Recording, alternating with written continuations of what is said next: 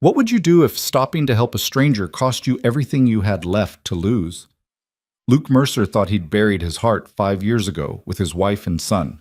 He'd sworn never to let anyone close again.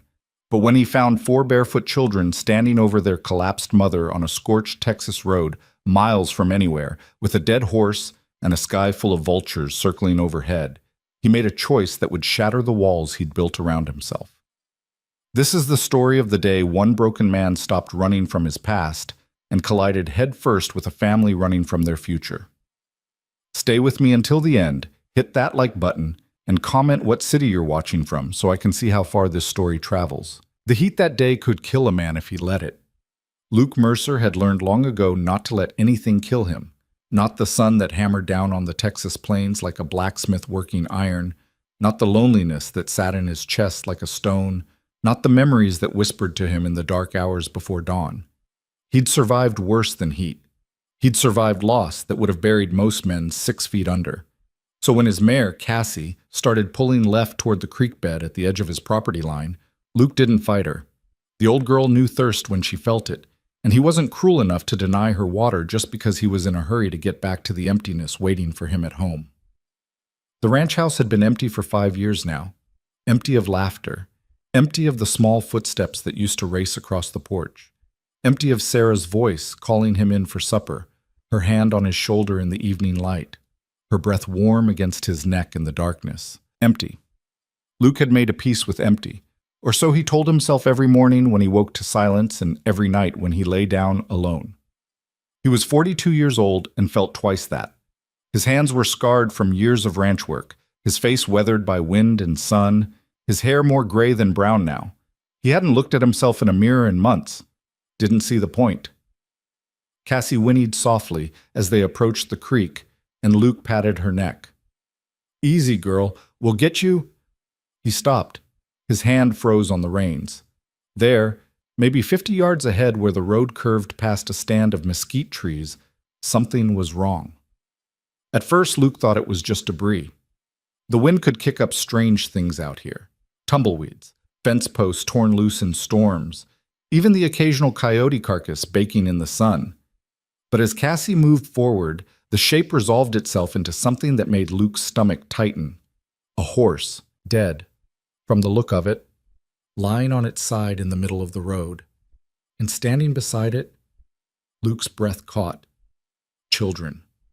4 of them, clustered together like frightened birds. Even from this distance, he could see they were young. Too young to be out here alone. Too young to be this far from town with nothing but a dead animal and dust for company. The oldest looked to be maybe 12 or 13, a girl with dark hair pulled back in a braid that had come half undone. She was holding something in her arms. A child, Luke realized. A small boy, maybe 3 or 4 years old, his head lolling against her shoulder. Beside her stood another girl, younger, maybe 8 or 9, clutching a rag doll to her chest.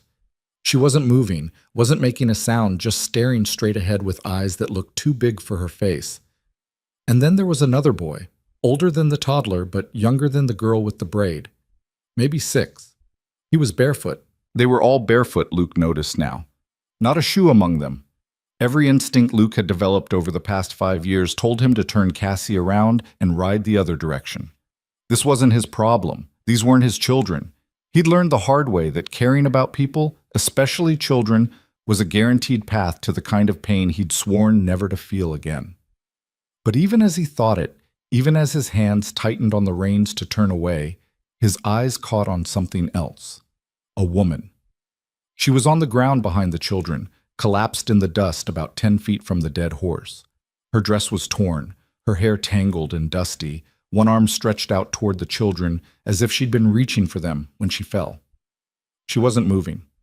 Luke sat perfectly still on Cassie's back, every muscle in his body locked in conflict. The smart thing, the safe thing, was to keep riding, maybe send word when he got back to town, let someone else deal with this.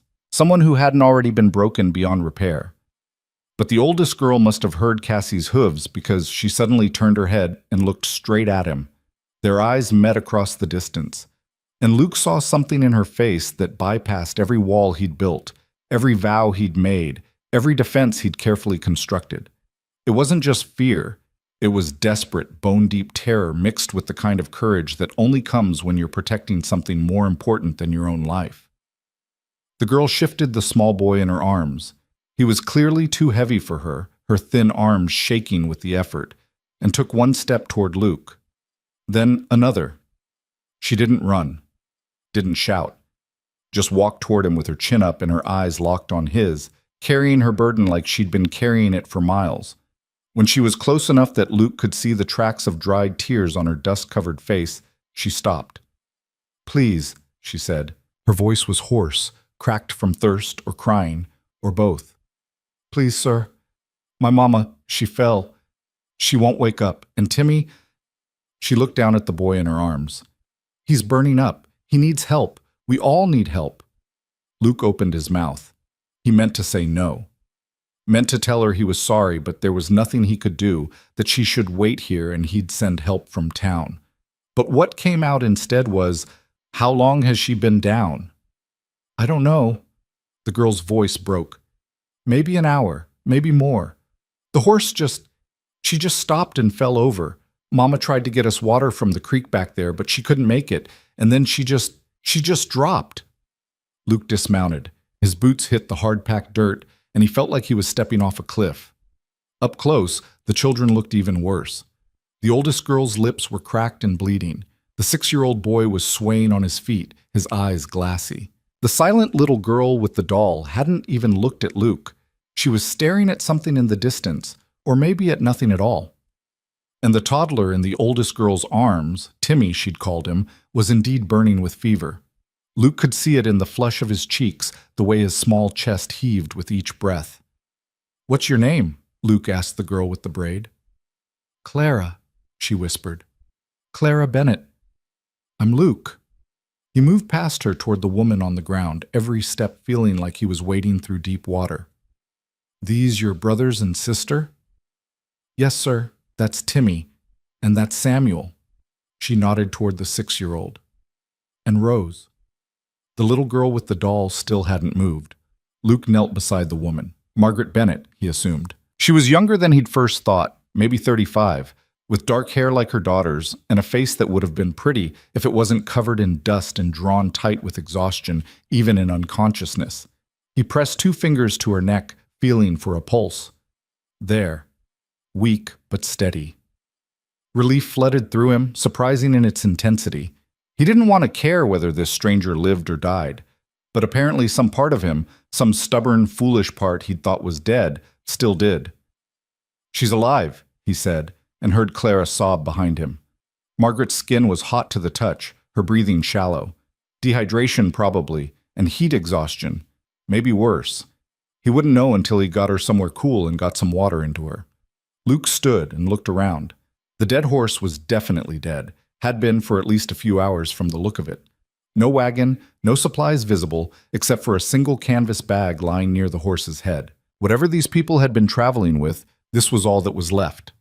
The nearest town was Cedar Ridge, 8 miles east. Luke's ranch was 2 miles north. No choice, really. Not if he wanted to keep this woman alive.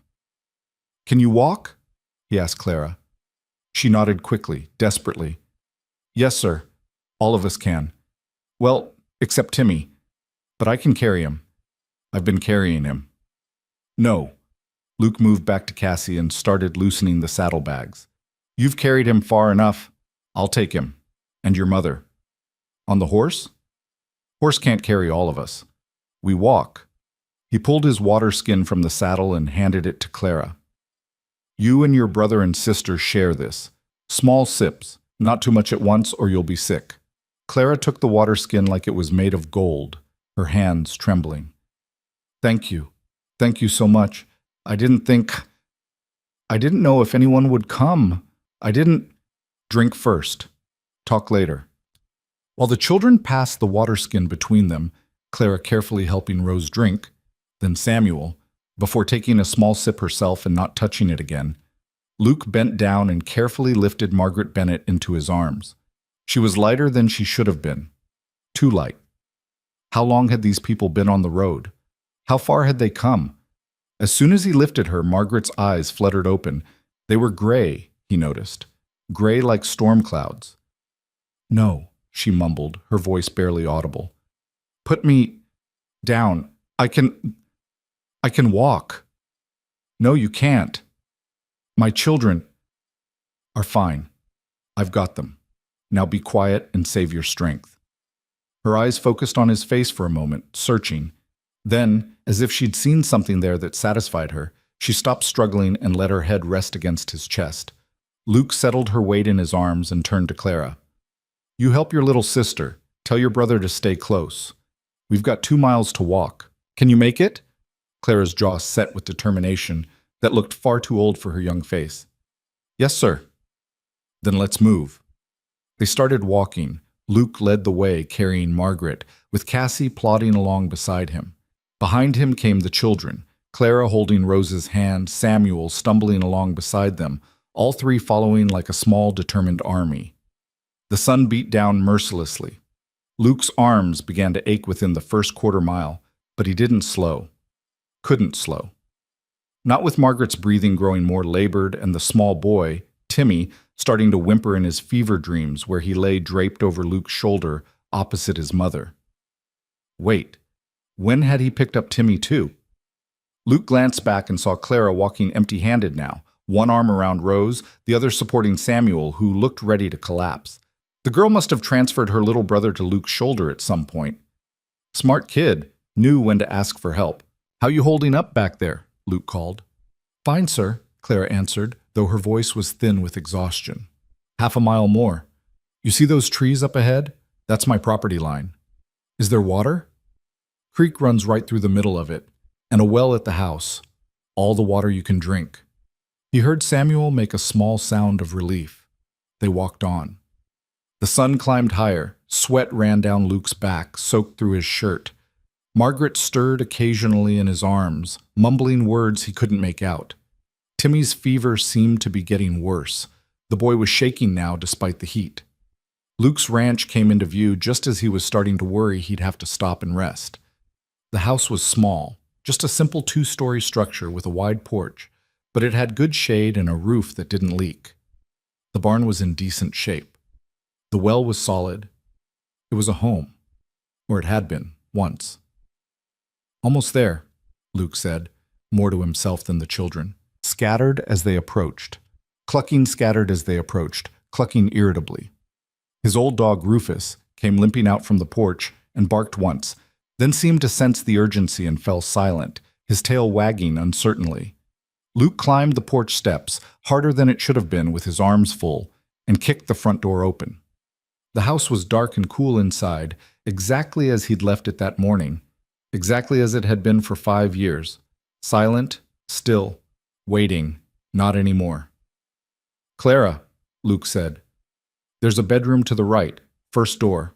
Go open the windows and pull back the blankets. The girl hurried past him, Rose still attached to her hand like a shadow. Luke carried Margaret into the bedroom and laid her carefully on the bed he hadn't slept in since Sarah died, the bed he'd avoided for years because it hurt too much to even look at. Margaret's eyes opened again as he set her down. This time they were clearer, more focused. Where? She started. My ranch. 2 miles from where I found you. You're safe. My children. All here. All safe. Timmy. Fever. I know. I'll take care of it. Margaret tried to sit up, but Luke put a hand on her shoulder, gently but firmly. You're not going anywhere. You're dehydrated and heat sick and probably haven't eaten properly in days. You stay in this bed while I deal with your son. Understand? For a moment he thought she might argue. He could see the fight in her eyes, the stubborn pride that had probably kept her alive this long. But then her strength failed and she sank back against the pillow, her eyes closing. Don't let him die, she whispered. Please. I've already lost so much. Don't let me lose him too. Something in Luke's chest cracked. I won't. He carried Timmy to the kitchen and laid him on the table, the same table where Sarah used to knead bread, where their son had eaten his meals, where Luke now sat alone every morning and evening. The boy was burning up. Luke had seen fever like this before. If they didn't break it soon, it would kill him. Clara appeared in the doorway, Rose still clutching her hand. Samuel stood behind them, barely able to stand. Clara, Luke said, his voice sharp with command. I need you to listen carefully. Can you do that? The girl nodded. There's a creek about 100 yards behind the house. You'll see the path. I need you to take 2 buckets from the porch. You'll see them by the door, and fill them with water. Can you do that? Yes, sir. Good. And in the barn, you see that building there? There's a small room at the back. Should be some clean cloths in a basket. Bring those too. Yes, sir. Samuel, Luke turned to the boy, you sit right here and don't move. Rose, you sit next to him.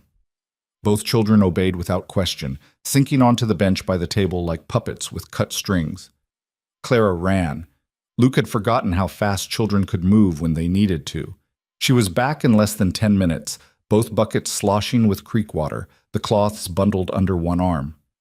Good girl, Luke said, and something in Clara's face brightened despite the exhaustion and fear. He set to work. Cold water and cloths to bring down the fever. Lukewarm water, a few drops at a time, into Timmy's mouth to fight the dehydration.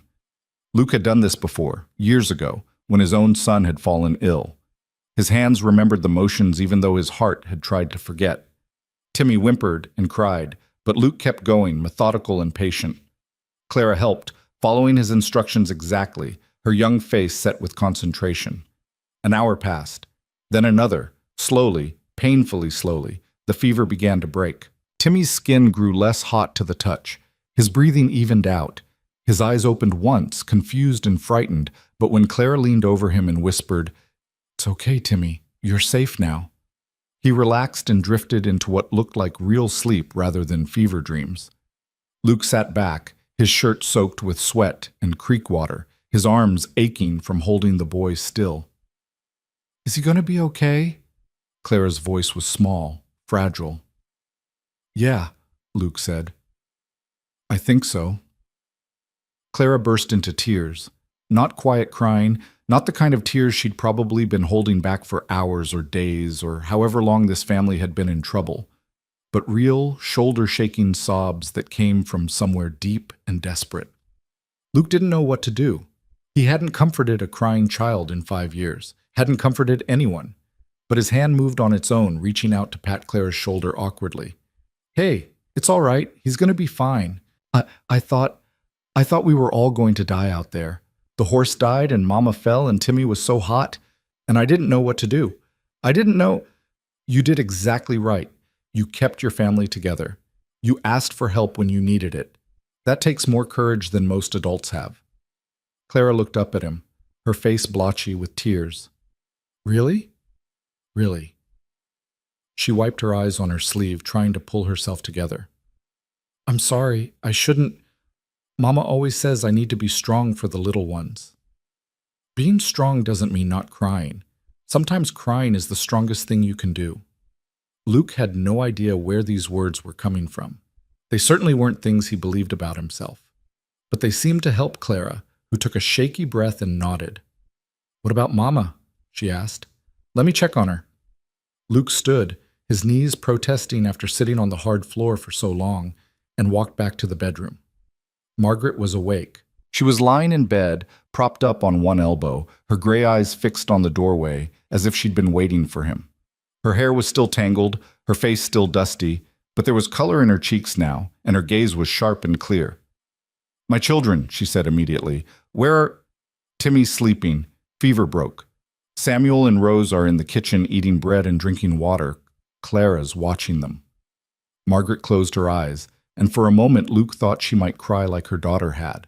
But when she opened her eyes again, they were dry, fierce. "Thank you," she said. "I don't know who you are or why you helped us, but thank you." "Luke Mercer. This is my ranch." "Margaret Bennett." She tried to sit up fully, but Luke could see the effort it cost her. "You should rest." "I've rested enough." But even as she said it, she swayed. Luke moved forward and caught her arm, steadying her. "When's the last time you ate?" "Yesterday morning.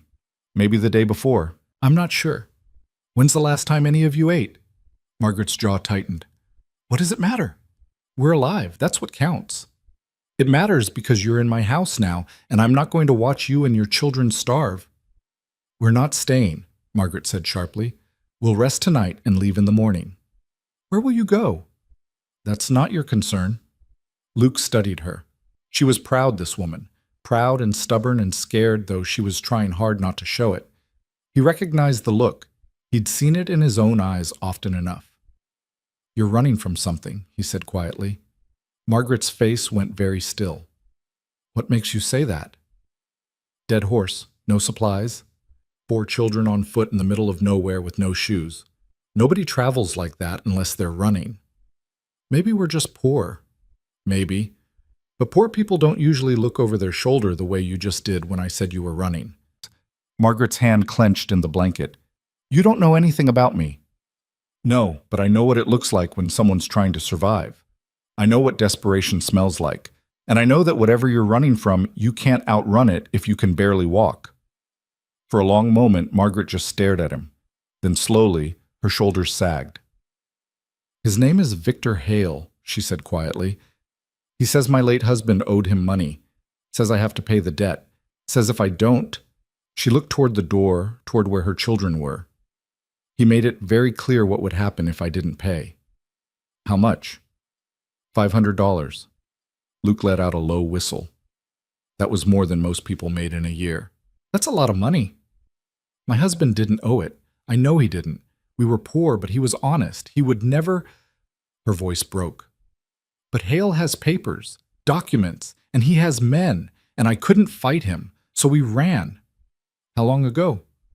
3 weeks. We've been moving at night, hiding during the day. The horse was old. We bought her cheap in Fort Worth. She made it farther than I thought she would. And now? Margaret lifted her chin. Now we keep running. On foot? With 4 children and no supplies? If we have to. You'll die. Then we die free. The words hung in the air between them. Luke recognized that tone too, the tone of someone who'd rather die than surrender. He'd used it himself, in the dark months after Sarah and Thomas died. There's another option, he heard himself say. What? You stay here, rest, eat, get your strength back. I'll ride into town tomorrow, ask around about this Victor Hale, see if there's anything that can be done about those papers. Why would you do that? It was a fair question. Luke didn't have a good answer. Because he was tired of being alone? Because seeing children in danger had cracked something open inside him that he'd thought was sealed shut forever? Because Margaret Bennett reminded him of Sarah, not in looks, but in the fierce, protective way she looked at her children, like she'd tear the world apart with her bare hands if it meant keeping them safe? Because you need help, Luke finally said, and I can give it. I don't want charity. It's not charity, it's... He searched for the right word. Neighborly. Margaret laughed, short and sharp and bitter. I haven't had a neighbor be neighborly in a very long time, Mr. Mercer. Luke. Luke. She studied his face like she was trying to read something written there. What do you get out of this? Nothing. Everyone wants something. Not everyone. They looked at each other in silence. Outside, Luke could hear Clara's voice talking softly to her siblings. The sound of water being poured. The creak of the porch boards as Rufus settled down for an afternoon nap. Normal sounds, peaceful sounds. Sounds Luke hadn't heard in his house for 5 years. One night, Margaret finally said. We'll stay one night, then we go. Fair enough. Luke turned to leave, but Margaret's voice stopped him. Luke? He looked back. Why are you alone here? A ranch this size. Where's your family? The question hit him like a fist to the gut. For a moment, Luke couldn't breathe. They're dead, he said, his voice flat. My wife and son. Fever took them 5 years ago. Margaret's face softened. I'm sorry. So am I. He left before she could say anything else. In the kitchen, he found Clara had managed to get some food into Samuel and Rose. Both younger children looked better, less like they were about to collapse, more like they might actually survive. Rose still hadn't spoken, but she was eating bread and jam with small, methodical bites, her eyes watchful. Your mama's awake, Luke told Clara. She's asking for you.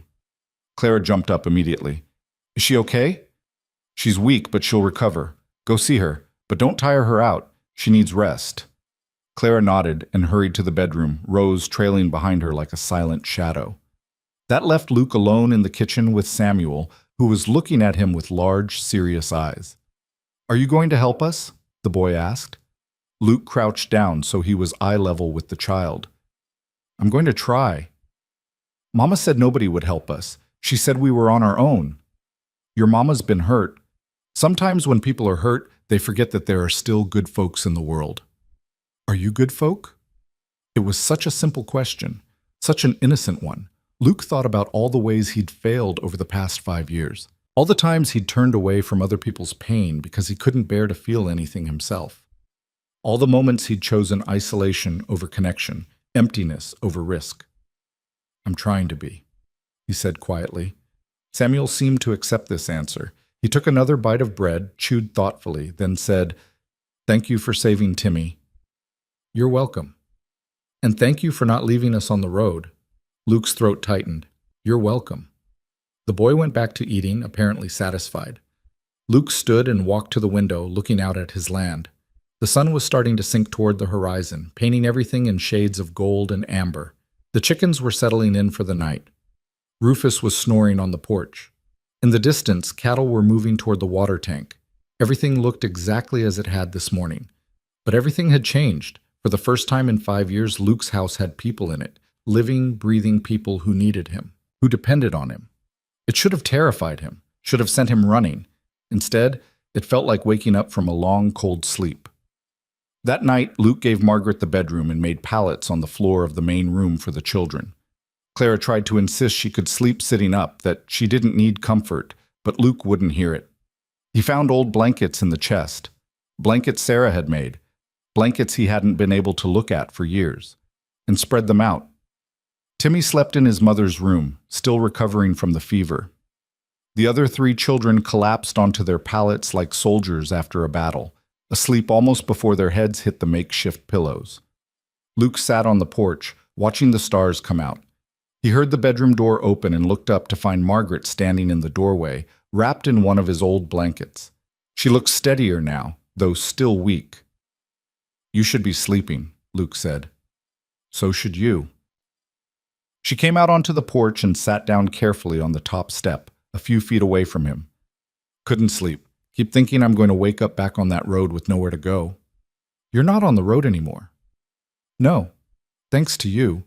She was quiet for a moment, then added, "I heard what you told Samuel about trying to be good folk." "You were listening?" "Mother's habit. We learn to hear everything." She turned to look at him. "You lost your family to fever?" Luke nodded, not trusting his voice. "How old was your son?" 4, almost 5. "The same age as Timmy." "Yeah." Margaret wrapped the blanket tighter around herself. "I lost my husband 6 months ago. Not to fever, he was killed. Accident at the mill where he worked. They said it was quick. Said he didn't suffer." Her voice was bitter. "Like that makes it better." "It doesn't." "No." She looked up at the stars. "But you keep going anyway because you have to. Because there are people depending on you. Because the world doesn't stop just because yours did." Luke knew exactly what she meant. He'd thought the same thing 1,000 times in the past 5 years. The world had kept turning even though Sarah and Thomas were gone. The sun had kept rising. The seasons had kept changing, and he'd kept breathing, kept moving, kept existing, even when he wasn't sure he wanted to. "Your children are brave," he said. "They're terrified. They can be both." Margaret smiled slightly. "I suppose that's true." Then more quietly, "Clara told me what you did for Timmy, how you saved him. She said you knew exactly what to do, like you'd done it before." Luke's hands clenched. "I told you. My son had fevers." "Did you save him?" The question was soft, but it cut deep. "No," Luke said. "I couldn't. The fever was too strong, or I didn't know enough, or maybe there was just nothing to be done. I don't know, but I tried. And when he died anyway, I buried him next to his mother, and I swore I'd never—" He stopped, the words catching in his throat. "Never what?" Margaret asked gently. "Never let myself care about anyone again. Never put myself in a position where I could lose someone and feel that kind of pain. But you stopped for us anyway." I don't know why I did that. I do, Margaret said. You stopped because you're not as dead inside as you think you are. You stopped because some part of you still remembers what it means to be human. Luke wanted to argue, wanted to tell her she was wrong, that he'd stopped out of simple duty or habit, or because it would have been inhuman to ride past a dying woman and 4 children. But he didn't say any of that, because maybe, just maybe, she was right. They sat together in silence, 2 broken people under a sky full of stars, and for the first time in longer than he could remember, Luke didn't feel quite so alone. One night, Margaret said eventually, I said we'd stay one night. That's what you said. But maybe, she hesitated, maybe we could stay 2, just until Timmy's stronger, just until we can figure out where to go next. Luke looked at her. In the starlight, with her face turned up toward the sky, she looked young and old at the same time, young enough to still have hope. Old enough to know how easily hope could be crushed. You can stay as long as you need, he said. I won't take advantage of your kindness. I know. And I'll work. I can cook, clean, help with the animals. I'm not afraid of hard work. The children, too. Clara's good with chores, and Samuel can help in the garden, and even Rose can... Margaret. She stopped. You don't have to earn your keep. You just have to rest and heal. That's all I'm asking. Her eyes filled with tears, but she blinked them back. Why are you doing this? Really?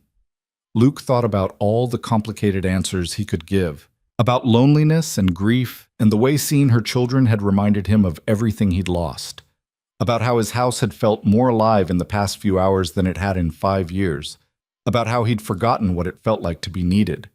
But what he said was simpler. Because you stopped on that road, he said.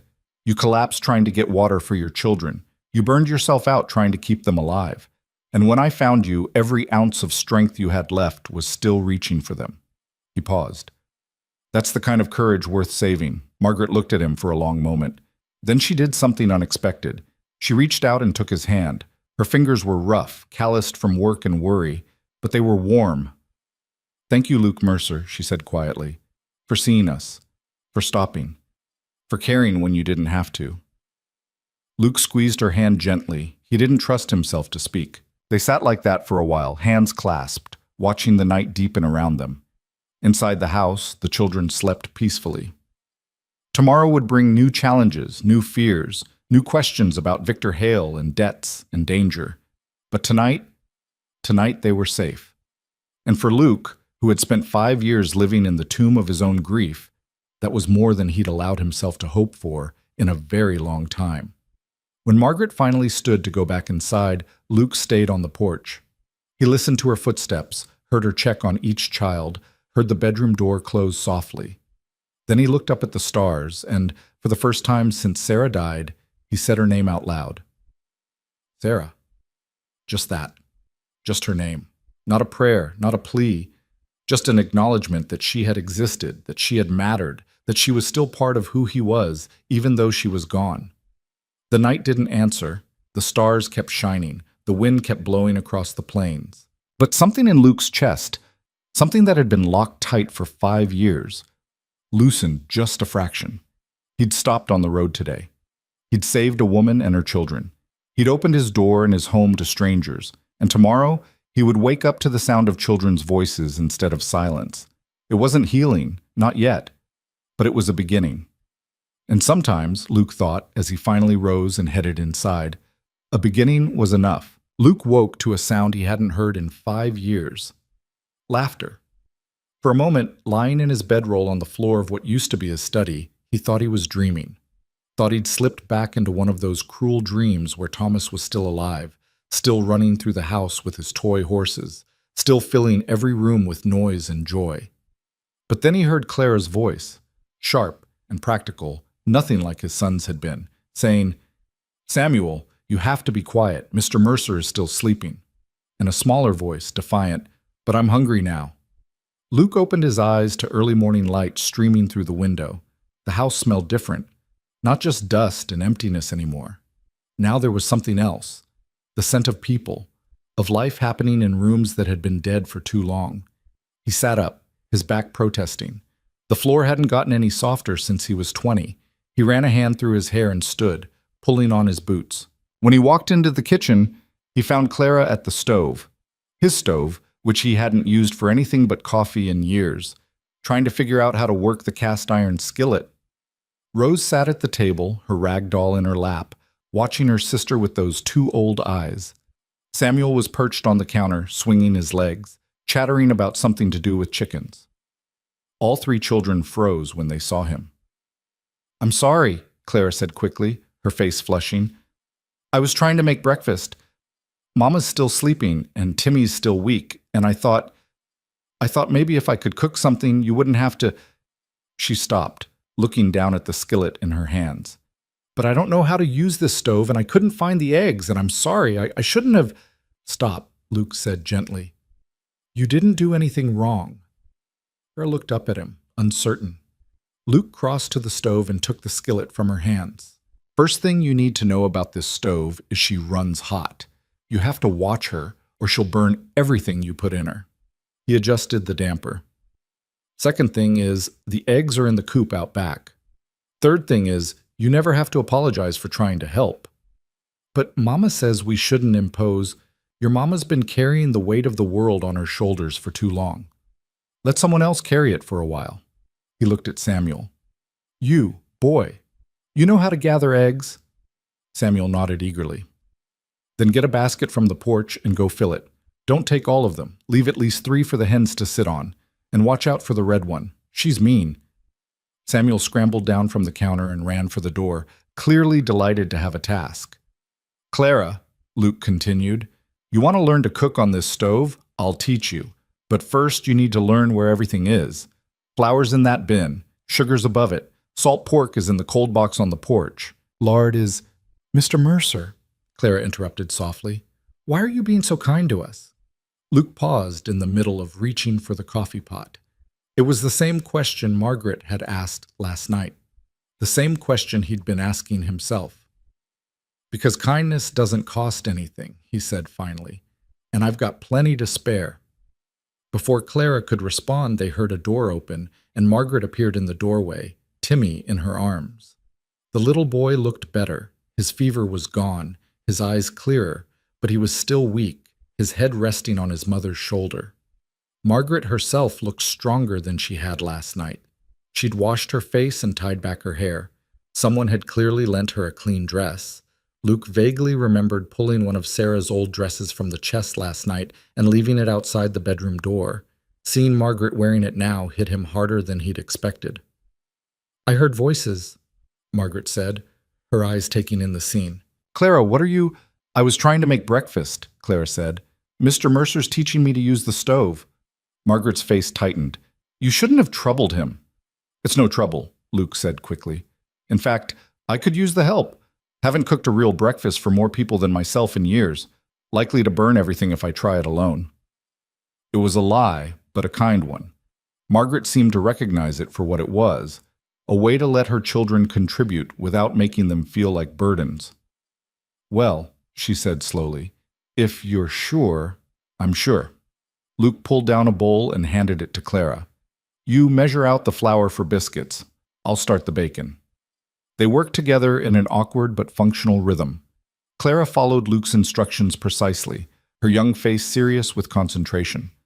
Rose sat silently at the table, but Luke noticed she was watching everything, taking it all in. Samuel returned with a basket full of eggs, proud as if he'd hunted them himself.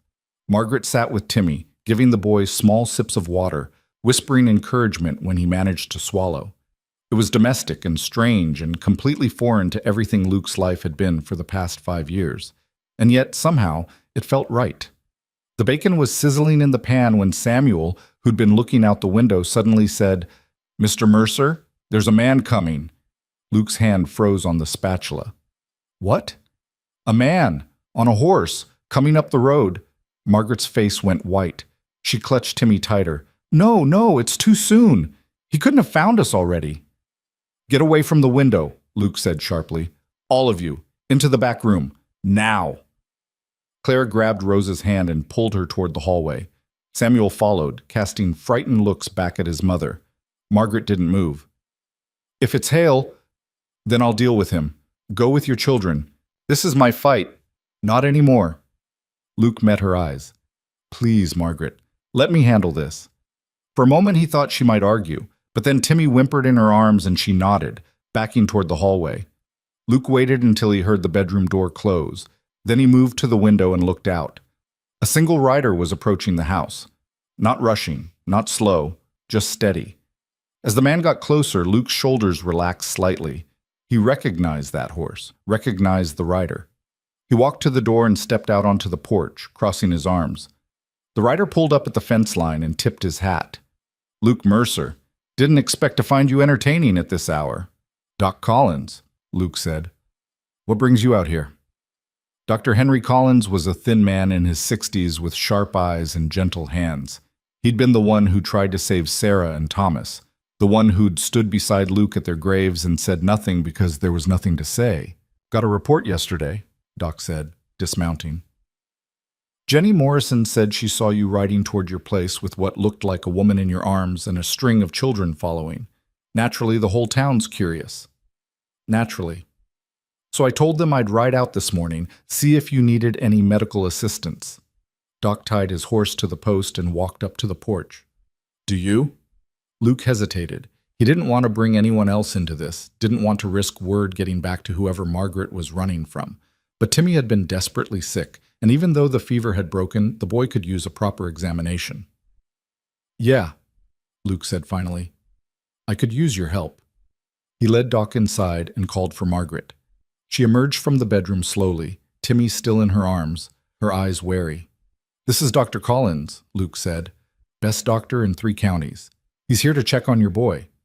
I don't have money for a doctor, Margaret said stiffly. Doc waved a hand. Didn't ask for money. Luke says the boy's been sick. Let me take a look. Margaret glanced at Luke, who nodded. Slowly, she sat down and let Doc examine Timmy. The old doctor was thorough, checking the boy's eyes and throat, listening to his breathing, feeling his forehead and neck. Timmy submitted to it all with quiet patience, too weak to protest. Fever's broken clean, Doc finally said. Breathing's clear. He'll need rest and plenty of fluids, but he should make a full recovery. He looked at Luke. You do this? Cold water and patience. You learned well. There was approval in Doc's voice, and something else, a kind of sad pride. Your father would be proud. Luke's father had been a country doctor before a fall from a horse killed him when Luke was 16. He taught Luke everything he knew about treating common illnesses. It was knowledge Luke had tried to use to save his son and failed. The other children? Doc asked, turning to Margaret. They're fine, just tired and hungry. Mind if I check them anyway, just to be safe? Margaret called the children out. Doc examined each of them with the same thoroughness. Clara, who bore it with stoic patience. Samuel, who asked questions about every instrument in Doc's bag. And Rose, who remained silent but allowed the examination without protest. They're all healthy, Doc pronounced. Underfed and exhausted, but healthy. A few good meals and some rest will set them right. He paused. Mrs. Bennett. Margaret Bennett. Mrs. Bennett, I don't mean to pry, but those children have the look of people who've been traveling hard. Where are you folks headed? Margaret's jaw tightened. That's our business. Fair enough. Doc closed his bag. But if you're in some kind of trouble, we're fine. Margaret, Luke said quietly, Doc Collins can be trusted. If we're going to figure out what to do about Hale, we need someone who knows the law in this county. Margaret's eyes flashed. I didn't ask you to. I know you didn't, but I'm offering anyway. They stared at each other. The children watched, silent and tense. Finally, Margaret's shoulders sagged. There's a man named Victor Hale. He claims my husband owed him money, $500. He has documents that say it's a legitimate debt, but I know it's not. My husband was many things, but he wasn't a borrower. Doc's face grew serious. Victor Hale. I know that name. He's a debt collector, works for wealthy men who want to keep their hands clean. If he says you owe money, he won't stop until he collects or until you're dead. That's why we ran, Margaret said. But he has men everywhere. He said if I didn't pay, he'd take my children to work off the debt. Luke felt rage flash through him, hot and sudden. He threatened your children? He said it very politely, like he was doing me a favor by giving me a choice. Margaret's voice was bitter. But I knew what it meant. I knew if I stayed, I'd lose them, so we left in the middle of the night with whatever we could carry. And you've been running ever since, Doc said gently. Yes. Doc was quiet for a moment, thinking. Then he said, Do you have the debt papers? Did Hale give you copies? No, he showed them to me but wouldn't let me keep them. Said they were too valuable. That's suspicious right there. Legitimate debt collectors always provide documentation. Doc looked at Luke. This smells wrong. If the debt was real, there'd be no reason to hide the papers. So what do we do? Luke asked. I ride into town, talk to Sheriff Morrison, see if there's been any word about Hale or his employer. Meanwhile, you keep Mrs. Bennett and the children here out of sight. No, Margaret said sharply. I won't hide while other people fight my battles. You're not hiding, Luke said. You're protecting your children. There's a difference. Margaret looked like she wanted to argue, but Clara spoke up quietly. Mama, we're safe here. For the first time in weeks, we're safe. Please don't make us leave. Something in Margaret's face crumbled.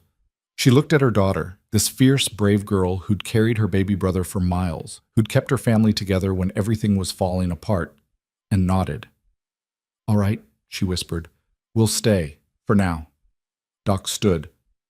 I'll be back tomorrow with whatever information I can find.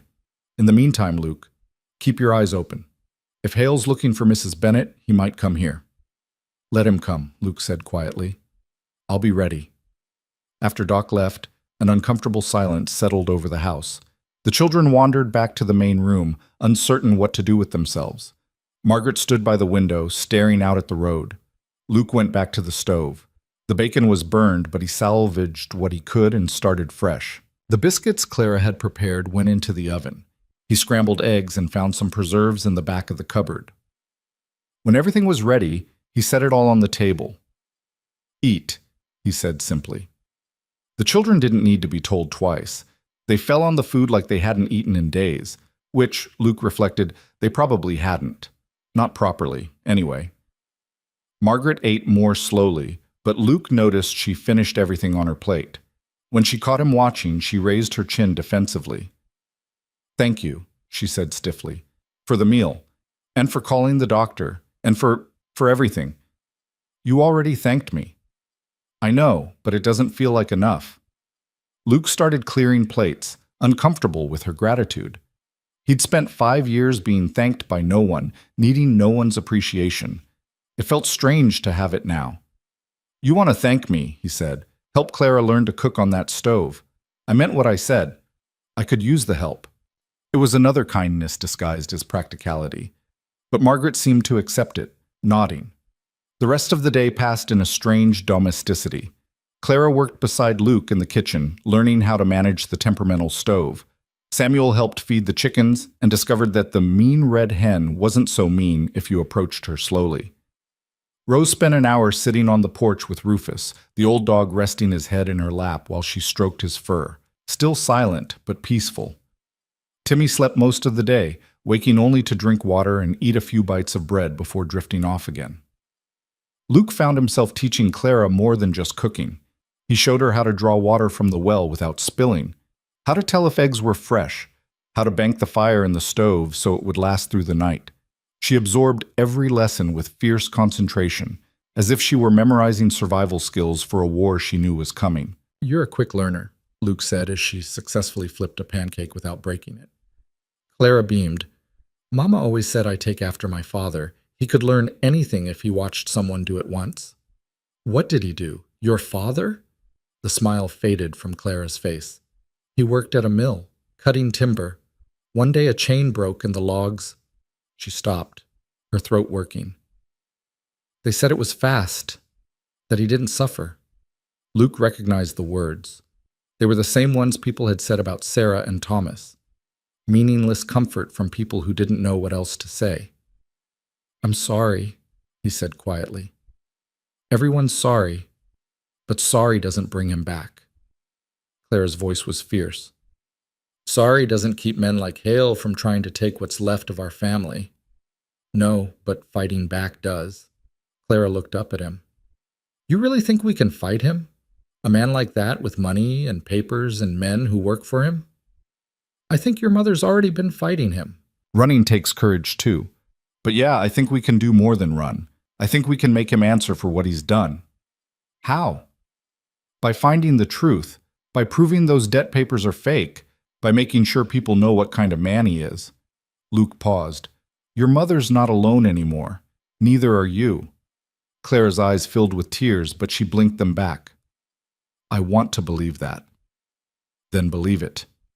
That evening, after the children had eaten and been put to bed, Luke and Margaret sat on the porch again. It was becoming a habit, this quiet time after dark, just the two of them and the stars. Clara told me what you said, Margaret began. About fighting back. You disagree? I don't know. She pulled her shawl tighter around her shoulders. Part of me wants to fight, wants to stand up and prove that Hale's a liar and my husband's name is clean, but another part of me just wants to keep running, keep my children safe. You can't run forever. I know. Her voice was small. But I don't know how to fight a man like that. I don't have money for lawyers. I don't have proof. All I have is my word against his. Your word counts for something. Does it? I'm a widow with 4 children and no property. He's a debt collector backed by someone with money. Who do you think people will believe? Luke didn't have an answer for that. She was right. In most towns, in most courts, a woman like Margaret would have no power against a man like Hale. But this was Cedar Ridge, and Luke had lived here his whole life. Doc will find out who's backing Hale, Luke said. Once we know that, we can figure out what they want. Men like that always want something specific: land, money, power. If we can figure out their goal, we can find a way to stop them. Margaret looked at him in the darkness. Why are you doing this? Really? It's not just kindness. Nobody risks this much for strangers out of simple kindness. Luke was quiet for a long time. Then he said, 5 years ago, when Sarah and Thomas died, I stopped living. I didn't die, but I stopped living. I went through the motions, woke up, worked, slept. But there was nothing inside, no joy, no pain, no anything, just emptiness. He paused, searching for the right words. Yesterday, when I saw your children standing on that road, something cracked open inside me, something I thought was dead. And when I brought you here, when I heard Clara laugh this morning, when I watched Samuel chase chickens and saw Rose pet my dog, his voice roughened. This house breathed again. For the first time in 5 years, it felt like a home instead of a tomb. Margaret reached out and took his hand just like she had the night before. Thank you for telling me that, she said softly. They sat in silence, hands clasped, until Margaret finally stood to go inside. But at the door, she paused and looked back at him. Luke? Yeah? I'm glad you stopped on that road. I'm glad you didn't ride past us. So am I. After she went inside, Luke stayed on the porch for another hour, thinking about all the ways his life had changed in just 2 days. He thought about the woman sleeping in his wife's bed, wearing his wife's dress. He thought about the children sleeping on the floor of his main room, filling his house with breath and heartbeat and life. He thought about the fight that was coming, because he knew with bone-deep certainty that Victor Hale would come. Men like that always did. But for the first time in 5 years, Luke wasn't afraid of what was coming. He had something to fight for now. The next morning, Doc Collins returned as promised. But he didn't come alone. Luke was in the barn when he heard horses approaching. 2 of them. He grabbed his rifle from where it hung by the door and stepped out into the sunlight. Doc was there, looking grim. And beside him, on a gray mare, was Sheriff Tom Morrison, a big man with a weathered face and steady eyes. Luke, the sheriff said, tipping his hat. Tom, Doc here tells me you've got a situation. Luke glanced at Doc, who gave a small nod. Come inside. In the kitchen, Margaret stood frozen when she saw the sheriff. Her hand moved protectively to where Clara stood beside her. It's all right, Luke said quickly. Sheriff Morrison's a friend. Friend or not, he's still the law, Margaret said, her voice tight. And the law hasn't been friendly to me and mine. Tom removed his hat and held it in his hands. Ma'am, I'm not here to cause you trouble. I'm here because Doc says you might be in danger from a man named Victor Hale. That true? Margaret's eyes darted to Luke, then back to the sheriff. Slowly she nodded. Then I need to hear your story, all of it, from the beginning. So Margaret told him. She told him about her husband's death, about Hale showing up 6 weeks later with debt papers, about the threats made against her children. She told him about running, about the dead horse, about Luke finding them on the road. Tom listened without interrupting. When she finished, he was quiet for a long moment. Doc's right, he finally said. This smells wrong. Legitimate debt collectors file claims through the county court. They don't show up at night making threats. They especially don't threaten to take children. So you believe me? Margaret's voice was disbelieving. I believe something's not right. Whether the debt's real or not, Hale's methods are illegal. Tom looked at Luke. You got room to keep this family here? Keep them safe while I investigate? They're staying as long as they need to. Good. Tom put his hat back on. Mrs. Bennett, I'm going to need you to stay out of sight for a few days. Don't go into town. Don't show yourself on the road. Let me and Doc ask some questions, see what we can learn about Hale and who he's working for. And then what? Margaret asked. Then we figure out how to stop him. After Tom and Doc left, Margaret sank into a chair, her face pale. I don't understand, she said. Why are they helping us? They don't know us. They don't owe us anything. Because it's the right thing to do, Clara said quietly. She was standing by the window, watching the sheriff and doctor ride away. Because not everyone in the world is like Hale. Margaret pulled her daughter close. I want to believe that, baby. I really do. Luke busied himself making coffee, giving them space for their moment. But he was thinking about what came next, thinking about how to protect this family when, Hale came calling. The house had breathed again, yes, but now it needed to learn to fight. 3 days passed, days filled with an uneasy peace. Luke taught Clara and Samuel how to care for the animals. Margaret slowly regained her strength, helping with cooking and cleaning despite Luke's protest that she should rest. Even Rose began to emerge from her shell. She didn't speak, but she started following Luke around the ranch, watching everything he did with those serious eyes. Timmy recovered fully, transforming from a sick, feverish child into an energetic toddler who wanted to touch everything and climb on everything and ask endless questions about the horses and chickens and why the sky was blue. At night, Luke and Margaret continued their ritual of sitting on the porch after the children slept.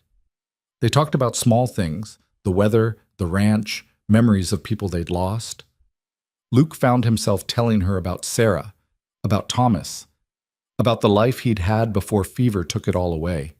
And Margaret told him about her husband, about how they'd met, about their struggles and small joys, about the dreams they'd had for their children. It was the kind of quiet intimacy that Luke had forgotten could exist between two people. On the fourth morning, Tom Morrison returned. This time, his face was darker, grimmer. I found out who's backing Hale, he said without preamble. Edwin Crowley. Luke felt his stomach drop. The land baron? The same. Owns half the county, wants to own the other half, and apparently he wants your ranch. My ranch? Why would... Water rights, Tom said. Your property has the best creek access in the area. Control your land, control the water, control everything downstream. Luke's mind raced.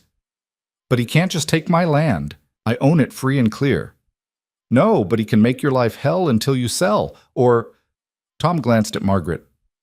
He can use other leverage. Margaret's face went white. This is about Luke now? Because of us? Looks that way.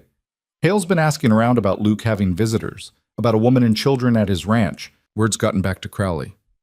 Then we'll leave, Margaret said immediately, standing. Right now. We'll pack up and go and... No, Luke said. Luke, I won't let you lose everything because you helped us. I said no. Luke's voice was firm. You're not running again. None of you are. But, Margaret, listen to me. Luke moved to stand in front of her, his hands on her shoulders. I should have stood up to men like Crowley years ago. Should have fought when he started pushing other ranchers around, stealing water, forcing people off their land. But I was too buried in my own grief to care. Well, I care now, and I'm not backing down. Tom cleared his throat. Luke, I admire the sentiment, but Crowley's powerful. He's got money, influence, judges in his pocket. If he wants you gone, then he'll have to go through me to get it." The room fell silent. Clara spoke up from where she'd been listening by the door. "What do we do?" Luke looked at the young girl, this brave, fierce child who'd carried her brother for miles, who'd kept her family together through the darkest times. "We fight," he said simply. "We gather evidence. We expose what Crowley's doing. And we make sure everyone in Cedar Ridge knows exactly what kind of man he is." "How?" Margaret asked. Luke turned to Tom. "You said Crowley's been pushing other ranchers around. Who else has he targeted?" Tom thought for a moment. "The Hendersons lost their north pasture last year. Crowley claimed they hadn't paid their taxes, bought the land at auction. The Jeffersons had their barn burned down under suspicious circumstances right before Crowley made them an offer on their property, and old widow Guthrie sold her land for half what it was worth after someone poisoned her well. Did anyone fight back? They tried, but Crowley's lawyers are too good, and he's got sheriff's deputies in the next county on his payroll." Tom paused. "Present company excluded, of course." "What if they all testified together?" Luke said. "What if we got everyone Crowley's hurt in one room and made them tell their stories?" "To who? The judge? He's Crowley's cousin." "Not to a judge, to the whole town." Luke's mind was working now, fitting pieces together. "We call a town meeting. We make it public. We force Crowley to answer for what he's done where everyone can hear." Tom looked doubtful. "Even if people believe you, what's to stop Crowley from just denying everything?" "Evidence," Margaret said quietly. Everyone turned to look at her. "You need evidence. Documents, witnesses, proof that can't be denied." "And where do we get that?" Tom asked. Margaret's eyes were distant, thinking. "Men like Crowley keep records. They have to. That's how they maintain control. Bills of sale, contracts, correspondence. If we could find those records—" "That's breaking and entering," Tom said flatly. "Only if you get caught," Luke replied. Tom stared at him. "Luke Mercer, are you seriously suggesting—" "I'm suggesting we do whatever it takes to stop a man who's been terrorizing this county for years. I'm suggesting we protect people who can't protect themselves." Luke looked at Margaret and her children. "I'm suggesting we make sure families like this one never have to run again." The silence that followed was heavy with implication. Finally, Tom sighed and rubbed his face. "If I were a betting man, which I'm not officially, I'd say Crowley keeps his records in the safe at his ranch house. Big place, east of town. Guards, but not as many during the day when he's in town conducting business." Luke caught the implication. "And when might he be in town conducting business?" "Every Friday. Spends all afternoon at the bank and the land office." Tom met Luke's eyes. "Hypothetically speaking, of course." "Of course. And hypothetically," Tom continued, "if someone were to acquire evidence through less than legal means, I'd have a hard time using it in any official capacity." "But in an unofficial capacity?" Margaret asked. "At a town meeting where the goal is public opinion rather than legal conviction?" Tom's lips twitched in what might have been a smile. "Well now, that's a different matter entirely, isn't it?" That night, after the children were asleep and Tom had ridden back to town, Luke and Margaret sat on the porch in silence. "This is dangerous," Margaret finally said. "I know. If you get caught, I won't." "Luke," she turned to face him, "I can't let you risk everything for us." "You're not letting me do anything. I'm choosing this, just like I chose to stop on that road." He paused. "Just like I'm choosing to tell you something I probably shouldn't." "What?" Luke took a breath. "These past few days, having you and the children here, it's been the first time since Sarah died that I've felt like I had a reason to wake up in the morning. The first time I felt like maybe there could be something beyond just surviving." He looked at her in the starlight. "I don't want to lose that. I don't want to lose you." Margaret's breath caught. "Luke, I'm not asking you to feel the same way. I know it's too soon, and you've been through too much, and maybe I'm a fool for even saying it, but I needed you to know. You and your children, you've given me back something I thought was dead, and I'll fight Crowley or Hale or anyone else to keep it." Margaret was quiet for so long that Luke thought he'd made a terrible mistake. Then she reached out and took his hand. I never thought I'd feel this way again, she said softly. After my husband died, I thought that part of my life was over, that all I had left was keeping my children safe and alive. She squeezed his hand. But then you stopped on that road, and you carried me when I couldn't walk, and you saved my son's life, and you gave us a home when we had nowhere else to go. Margaret, I'm not finished. Her voice was firm but gentle. What I'm trying to say is, I think I'm falling in love with you, Luke Mercer, and it terrifies me, because I've already lost one man I loved, and I don't think I could survive losing another. Luke pulled her close, wrapping his arms around her. She rested her head against his chest, and they sat like that for a long time, holding each other under the stars. Then we make sure neither of us loses, Luke finally said. We fight, we win, and we build something good out of all this pain. Margaret nodded against his chest. Together? Together. Inside the house, unnoticed by either of them, Clara stood by the window. She'd heard everything.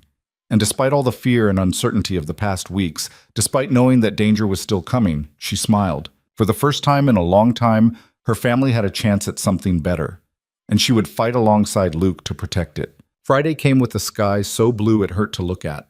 Luke stood on his porch at dawn, drinking coffee that had gone cold in his cup, while he watched the eastern horizon turn from gray to gold. He hadn't slept.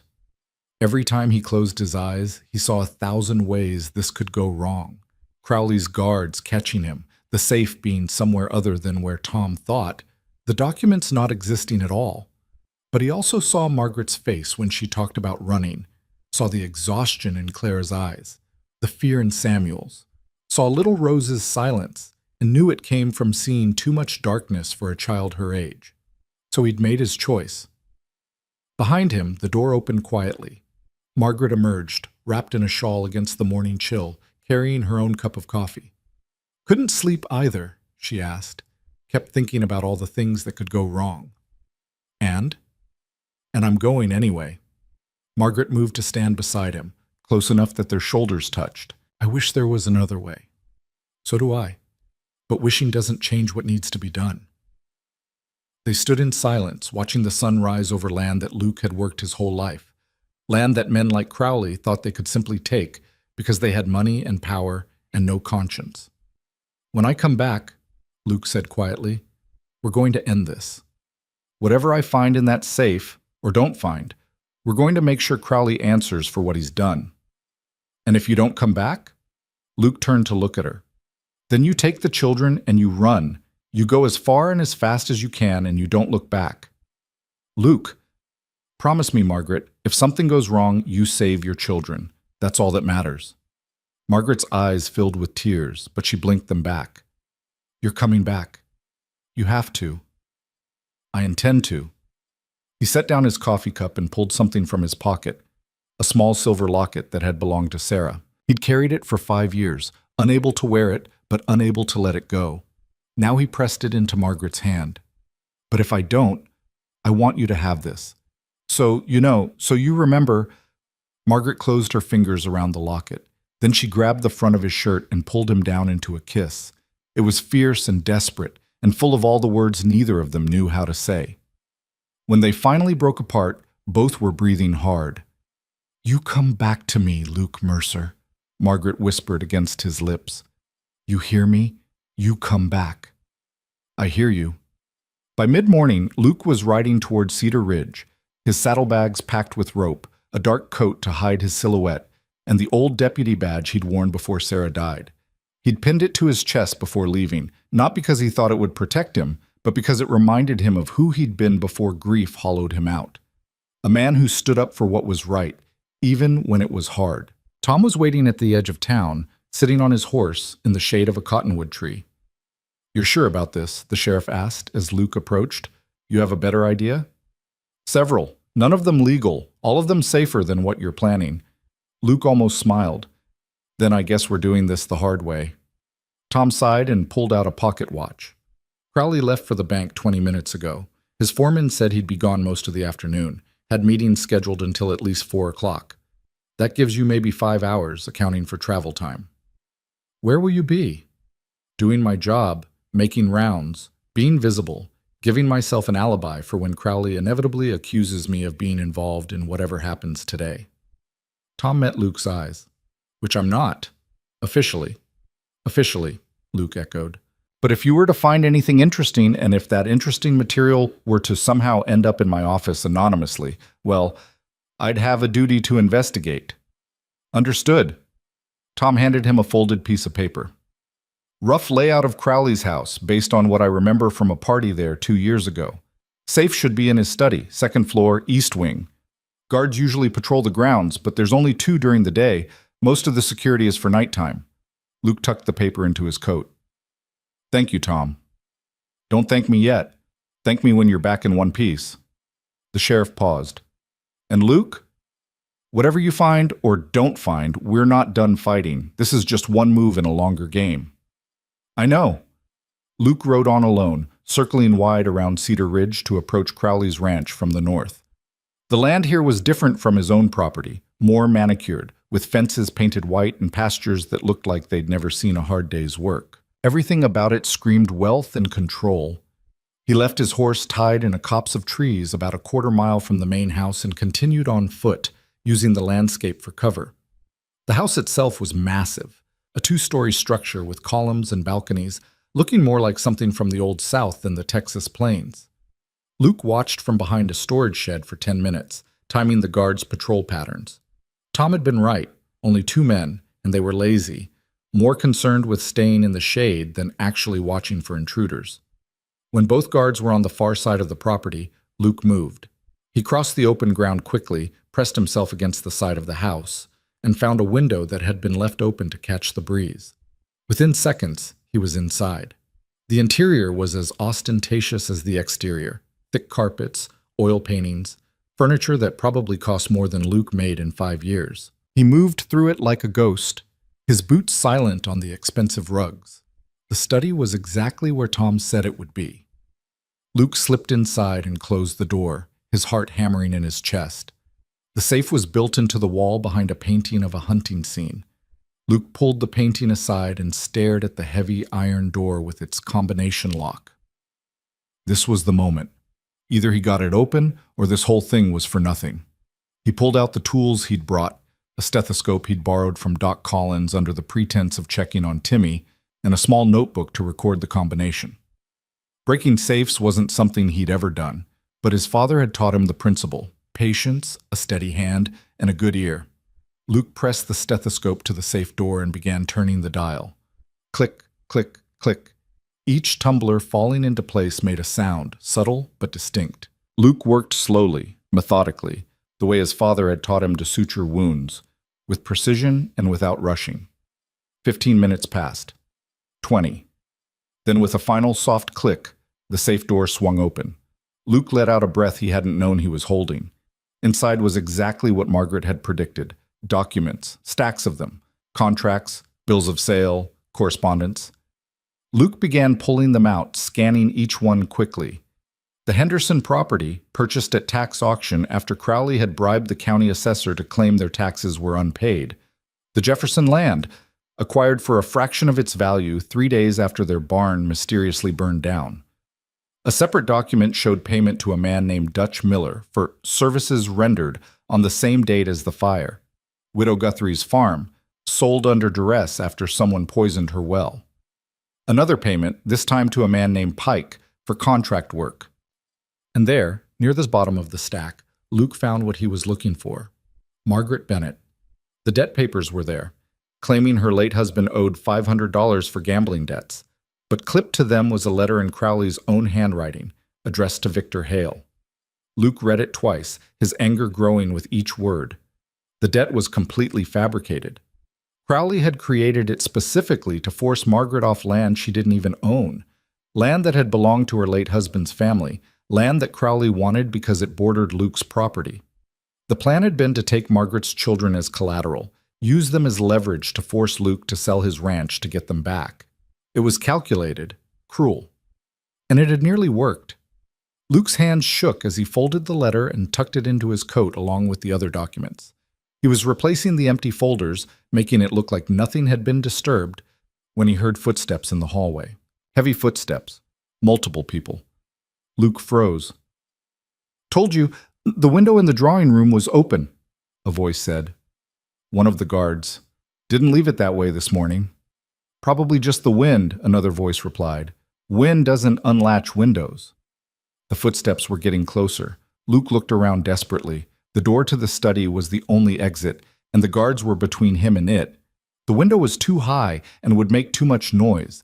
The only other option was a closet in the corner, barely large enough for a man to fit inside. Luke crossed to it in 3 silent steps and pulled the door shut just as the study door opened. Through the crack in the closet door, he could see 2 guards enter, both armed, both looking suspicious. "Nothing in here," the first one said, scanning the room. "Check behind the desk and the safe." Luke's heart stopped. The guard crossed to the safe and examined it. The painting was back in place. But would he notice it had been moved? Would he check inside? Long seconds passed while the guard stared at the safe. Then he turned away. "Safe's locked. Everything looks fine." "You're jumping at shadows, Pete." "Maybe. But if something did happen and we didn't catch it, Crowley would have our heads." "Nothing happened. Now come on, it's too hot to be wandering around inside all day." The guards left, their footsteps fading down the hallway. Luke waited 5 more minutes, barely breathing, before he emerged from the closet. He crossed to the window, checked that the guards were occupied on the other side of the house, and slipped out. Getting back to his horse felt like the longest walk of his life. Every shadow looked like a guard, every sound like someone shouting an alarm. But he made it to the trees, mounted up, and rode hard for Cedar Ridge. He didn't slow down until he reached Tom's office. The sheriff took one look at Luke's face and closed the door. "You got it?" Luke pulled the documents from his coat and spread them on Tom's desk. Tom read through them, his expression growing darker with each page. When he finished, he sat back in his chair and let out a long breath. "This is worse than I thought. Crowley's not just stealing land, he's orchestrating a whole system. Bribes, arson, extortion." He picked up the letter about Margaret. "And this? Creating a fake debt to terrorize a widow and her children. Can we use it?" Luke interrupted. "Will this be enough? For a legal case? Maybe, if we had an honest judge, but we don't." Tom tapped the documents. "But for what you're planning, the town meeting, this is perfect. This is the kind of evidence people can understand. Clear, simple, damning." "Then we call the meeting." "When?" "Tomorrow, Sunday, after church. Everyone will be in town anyway." Tom nodded slowly. "I'll spread the word." "But Luke, you know what this means, right? Once we do this, once we make this public, Crowley will come after you with everything he has. Let him come." "And what about Mrs. Bennett and the children? You think Crowley won't use them against you?"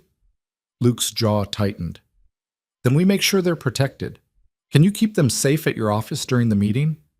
"I can try, but—" "Tom, I need you to promise me. Whatever happens, whatever Crowley does, you keep Margaret and those children safe." The sheriff studied Luke's face for a long moment. Then he nodded. "You have my word." Luke rode back to the ranch as the sun was setting, his saddlebags full of copied documents that Tom had helped him duplicate. The originals were locked in the sheriff's safe, evidence that couldn't be destroyed or stolen. Margaret was waiting on the porch, pacing. When she saw him riding up the path, she ran down the steps. Luke dismounted and caught her as she threw herself into his arms. "You're alive," she said against his chest. "You're alive. You're safe. You came back." "I told you I would." "Did you find anything?" "Everything."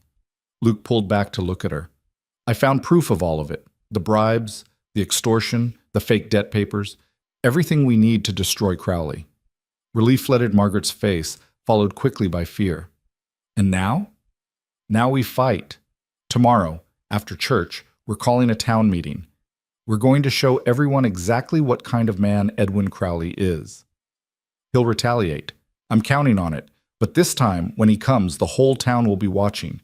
He won't be able to hide in the shadows anymore." Margaret took his face in her hands.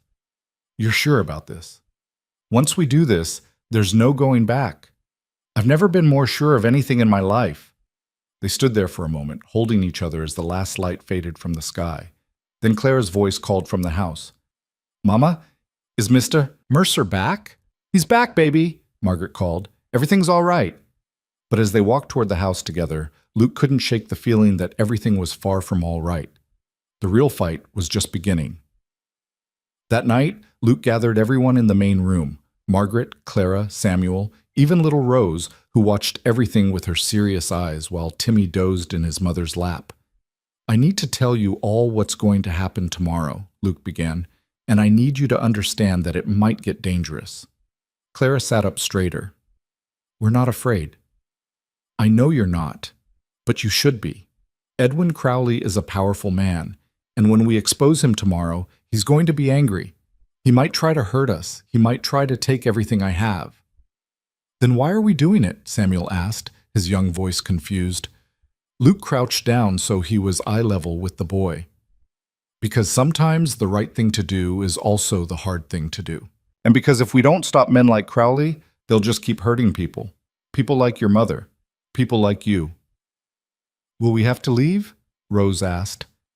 Everyone turned to stare. It was the first time Rose had spoken since they'd arrived at the ranch. Her voice was small but clear. Margaret's hand flew to her mouth. "Rose, will we have to leave?" Rose asked again, looking at Luke. "After tomorrow, will we have to run again?" Luke moved to kneel in front of her. "No, sweetheart, you're not running anymore. None of you are.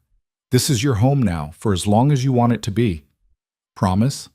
"I promise." Rose nodded, satisfied, and went back to being silent. But something in her face had changed. She looked less afraid, more settled. Margaret was crying quietly, tears streaming down her face. Clara had her arm around her mother, and Samuel had pressed close to her other side. "We're with you, Mr. Mercer," Clara said firmly. "Whatever happens tomorrow, we're with you. Thank you." Luke's voice was rough. "But tomorrow, I need you all to stay with Sheriff Morrison. He's going to keep you safe while I—" "No," Margaret interrupted. "Absolutely not." "Margaret, I'm not hiding anymore, Luke. You said we were fighting this together. That means I stand beside you when you face Crowley. That means my children see that their mother doesn't run when things get hard. It's too dangerous. Life is dangerous. Running was dangerous. Starving on the road with a dead horse was dangerous." Margaret's voice was fierce. "But standing up for what's right, standing beside the man who saved our lives, that's not dangerous. That's necessary." Luke looked at her, this proud, stubborn, brave woman who'd been through hell and come out fighting, and realized he'd lost this argument before it started. "All right," he said quietly. "We stand together." The next morning dawned clear and bright. Luke dressed in his best clothes, the suit he'd worn to Sarah's funeral, pressed and cleaned. He pinned his deputy badge to his chest and looked at himself in the mirror. The man looking back at him was different from the one who'd stopped on that road a week ago. That man had been hollow, going through the motions of living without really being alive. This man had purpose, had something to fight for, had something to lose. Margaret appeared in the doorway behind him, wearing Sarah's best dress. Luke had given it to her the night before, and seeing her in it didn't hurt the way he'd expected. Instead, it felt right, like Sarah's things were being used the way they were meant to be, by someone who needed them. "You look beautiful," Luke said. Margaret smiled. "You look like a man about to change the world." "I'm just trying to protect what's mine." "That's how it starts." She crossed to him and adjusted his badge. "That's how all good things start, with one person deciding that enough is enough." They rode into Cedar Ridge together. All 6 of them crowded onto the wagon Luke had hitched up that morning. Clara sat up front with Luke and Margaret, while Samuel, Rose, and Timmy sat in the back. The town was already buzzing with activity when they arrived. Word had spread about the meeting, and people were gathering in front of the church, talking in small clusters. Luke recognized faces: the Hendersons, the Jeffersons, Widow Guthrie, and dozens of others. People who'd been hurt by Crowley but had been too afraid or powerless to fight back. Until now. Tom was waiting by the church steps, looking official in his full sheriff's uniform. Doc Collins stood beside him, and several other men Luke recognized as honest citizens who'd lived in Cedar Ridge their whole lives. "Good turnout," Tom said quietly as Luke approached. "Think it'll be enough?" "We're about to find out." Luke helped Margaret and the children down from the wagon. Claire immediately took charge of her siblings, keeping them close. Rose held her mother's hand on one side while Margaret held Timmy on her hip. They looked like what they were, a family that had been through fire and survived. The church bell rang, calling people to gather. Luke walked up the steps and turned to face the crowd. His heart was pounding, but his voice was steady when he spoke. "Thank you all for coming," he began. "I know Sunday afternoon is precious time, especially for those of you with families to tend and work to do. But what I have to say, what we all need to hear, can't wait any longer." The crowd quieted, faces turning up toward him with curiosity and concern. "For years," Luke continued, "we've watched as our neighbors lost their land, lost their homes, lost their livelihoods.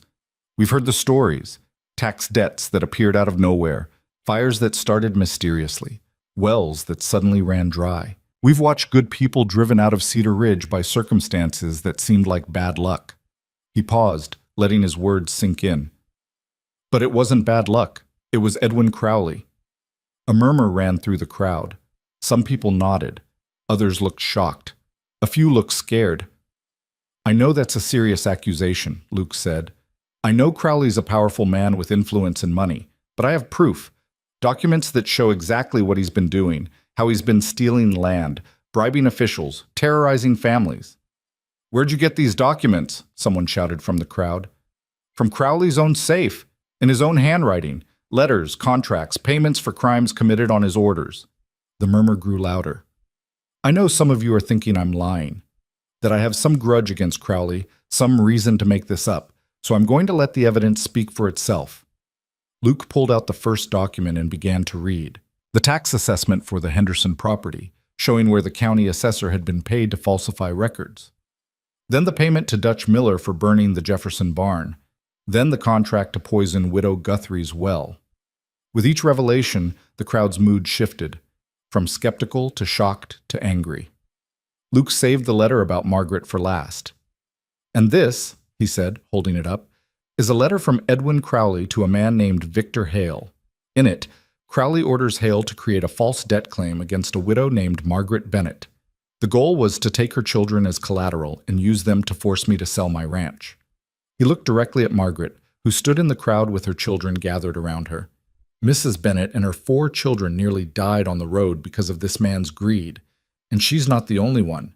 How many of you have lost property to Crowley? How many have been threatened or intimidated or driven away? Hands began to rise, to first a few, then more, then dozens. "Then it's time we stood together," Luke said. "Time we told Edwin Crowley that Cedar Ridge is not for sale, that our land, our homes, our families, they belong to us, not to him." The crowd was roaring now, people shouting their agreement, their anger finally finding a voice. That's when Luke saw him. Edwin Crowley stood at the back of the crowd, flanked by 4 hired men. He was a tall man, well-dressed, with silver hair and cold eyes. And he was smiling. "That's quite a speech, Mr. Mercer," Crowley called out, his voice cutting through the noise. "Quite dramatic, but I'm afraid you're mistaken." The crowd parted to let him through. "These documents you claim to have. Where did you say you got them? From my private safe?" Crowley's smile widened. "That's breaking and entering, Mr. Mercer. That's a crime. Sheriff Morrison, I trust you'll be arresting this man?" Tom stepped forward. "I'll be investigating all crimes committed in my jurisdiction, Mr. Crowley, including the ones detailed in these documents. Documents obtained illegally, inadmissible in any court of law." "Maybe," Tom agreed, "but we're not in a court of law right now. We're in the court of public opinion, and these people have a right to know what you've done." Crowley's smile faded. His eyes swept the crowd, measuring, calculating. Then they landed on Margaret and the children. "Ah, Mrs. Bennett," he said smoothly. "Still running from your legal obligations, I see. Mr. Hale will be so disappointed." Margaret stepped forward, her chin high. "There are no legal obligations. My husband never owed you money. You fabricated that debt to steal land that doesn't even belong to me." "Can you prove that?" "Can you?" Margaret shot back. "Can you produce one piece of real evidence that my husband ever borrowed money from you? Can you show one witness who saw him gamble? Can you provide anything except papers you created yourself?" Crowley's face darkened. "You're making serious accusations, madam." So are you. The difference is, we have evidence. All you have are lies. The crowd was watching this exchange like a tennis match, heads turning from Margaret to Crowley and back again. This is absurd, Crowley said, turning to address the crowd. You're all going to take the word of a transient widow and a grieving rancher over mine? I've lived in this county for 30 years. I've provided jobs, built businesses, invested in this community. And this is how you repay me? By believing the lies of strangers? They're not strangers, a voice called out. It was Henderson, stepping forward. And they're not lying. You stole my land, Crowley. Everyone here knows it. And you burned my barn, Jefferson added, moving to stand beside Henderson. You poisoned my well, Widow Guthrie said, her old voice shaking with anger. Nearly killed my grandchildren when they drank that water. One by one, people stepped forward, each with a story, each with a grievance, each adding their voice to the chorus of accusations.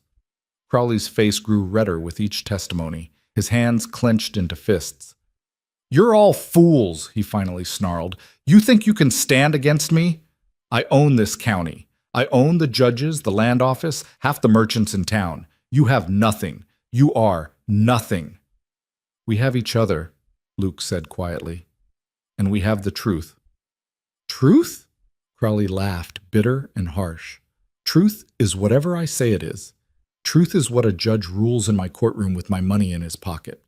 You can have your little meeting, Mercer. You can stand here and tell your stories. But when it's over, I'll still own this county. And you, he pointed at Luke, you'll lose everything. Your ranch, your dignity, maybe even your freedom when I have the sheriff arrest you for breaking into my home. I wouldn't count on that, Tom said calmly. Crowley whirled on him. You work for me, Morrison. I work for the people of this county, and they're standing right here. The crowd roared its approval. Crowley's face twisted with rage. He looked around at the sea of angry faces, at the people he'd terrorized and stolen from, and Luke saw something dangerous flash in his eyes. You want a war? Crowley said softly, his voice carrying despite the noise. Then you'll have one. And when I'm done, there won't be enough left of any of you to bury. He turned and strode away, his hired men following. The crowd watched him go, then erupted into cheers. But Luke didn't feel like celebrating. He'd seen that look in Crowley's eyes. He'd heard the promise in his voice. This wasn't over. It was just beginning. The silence that followed Crowley's departure was thick with tension and possibility. Luke stood on the church steps watching the crowd, watching people who'd spent years being afraid finally finding their voices. Henderson and Jefferson were talking in urgent whispers with 3 other ranchers. Widow Guthrie was surrounded by women from town, all of them sharing stories Luke suspected had been kept quiet for far too long. Even the merchants who'd always stayed neutral were nodding along, their faces grave. Tom climbed the steps to stand beside Luke. You just kicked a hornet's nest, he said quietly. I know. Crowley's not going to let this go. He'll come after you with everything he has. I know that too. And you're still planning to see this through? Luke looked down at where Margaret stood with her children. Clara had her arms around Samuel and Rose, while Timmy clung to his mother's skirt. They all looked tired and scared, but there was something else there too. Hope. The fragile, dangerous kind of hope that comes from watching someone stand up and fight. Yeah, Luke said. I'm seeing it through. Tom nodded slowly. Then we'd better prepare. Because whatever Crowley's planning, it's going to come fast and it's going to come hard. The crowd began to disperse as the afternoon wore on, but not before dozens of people approached Luke personally. They shook his hand, thanked him, pledged their support. Some offered money they couldn't spare. Others offered to stand guard at his ranch or help rebuild if Crowley tried to burn it down. A few of the younger men offered to ride out to Crowley's place and settle things the old way. Luke declined that last offer firmly, but the gesture itself meant something. Cedar Ridge was waking up, was remembering what it meant to stand together. Margaret waited until most of the crowd had gone before approaching with the children. Her face was flushed, her eyes bright with emotion Luke couldn't quite read. That was the bravest thing I've ever seen, she said. Or the stupidest. Maybe both. She took his hand. But thank you. For standing up there and telling the truth. For making people see what Crowley really is.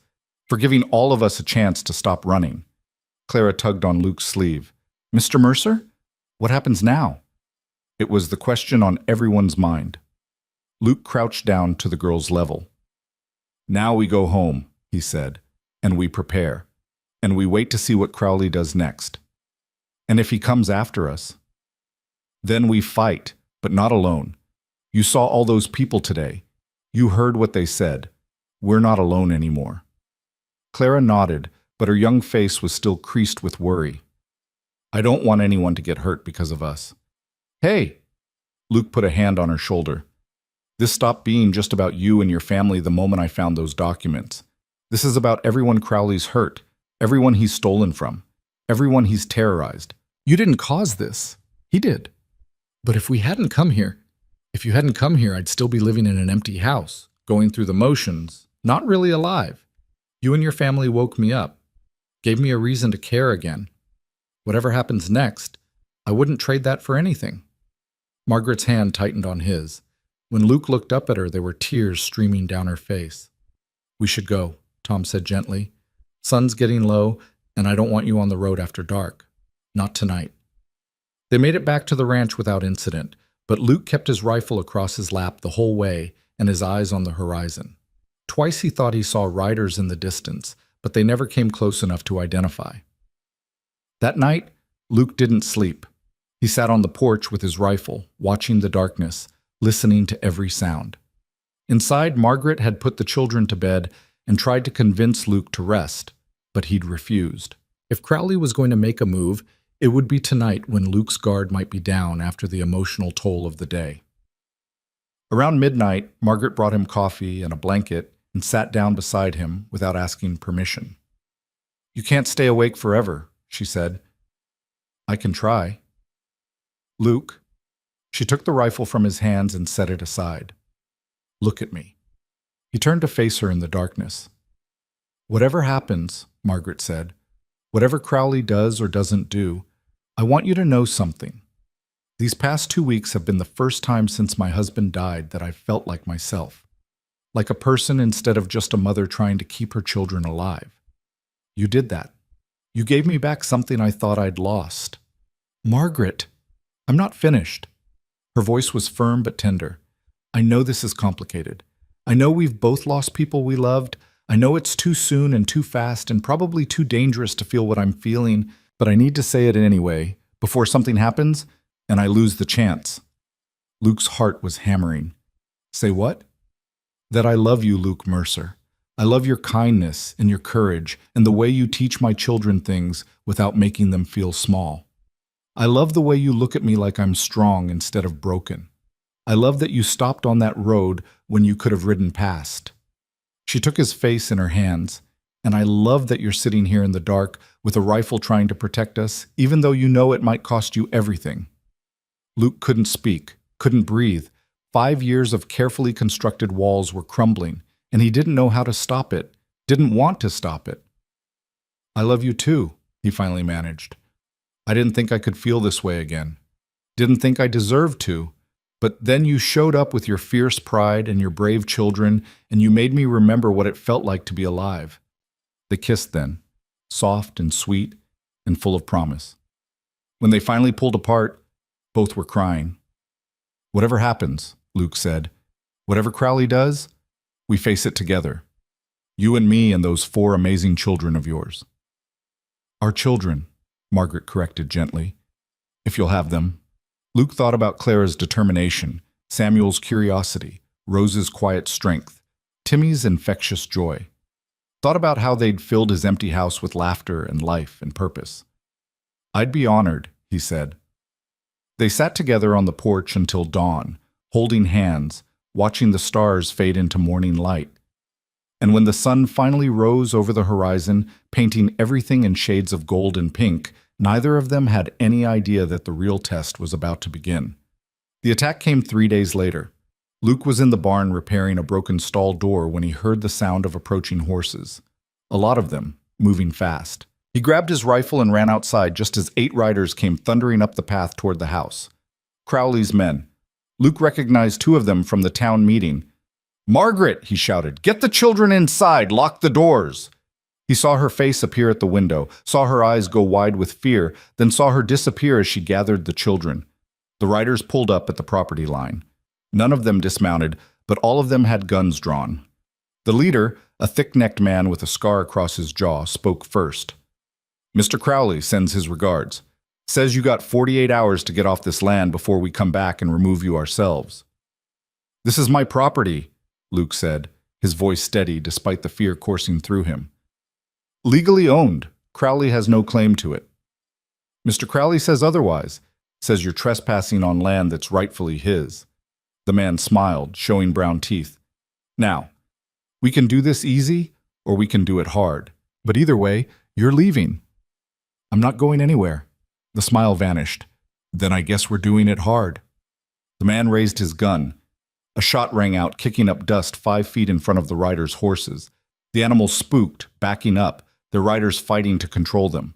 Luke spun around to see Tom Morrison riding up from the south, his rifle still smoking. "That was a warning," the sheriff called out. "Next one won't be. This is private property, and you men are trespassing.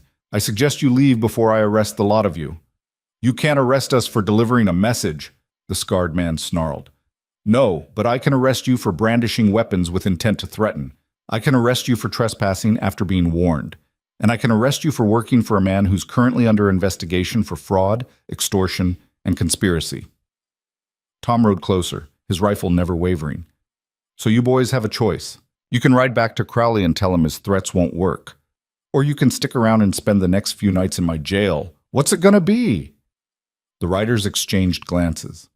After a long moment, the scarred man spat in the dust. "Crowley ain't gonna forget this, Sheriff." "I'm counting on it."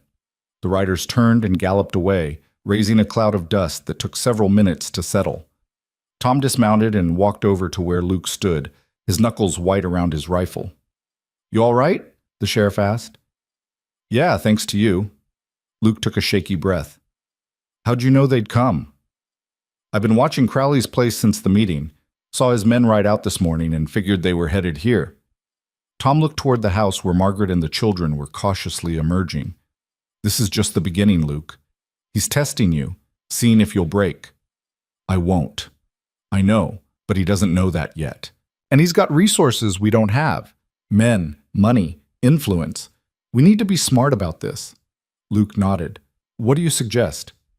"First, you don't stay here alone. Get some of the men who offered to help at the meeting. Have them take shifts watching the property. Second, we move fast on building a legal case.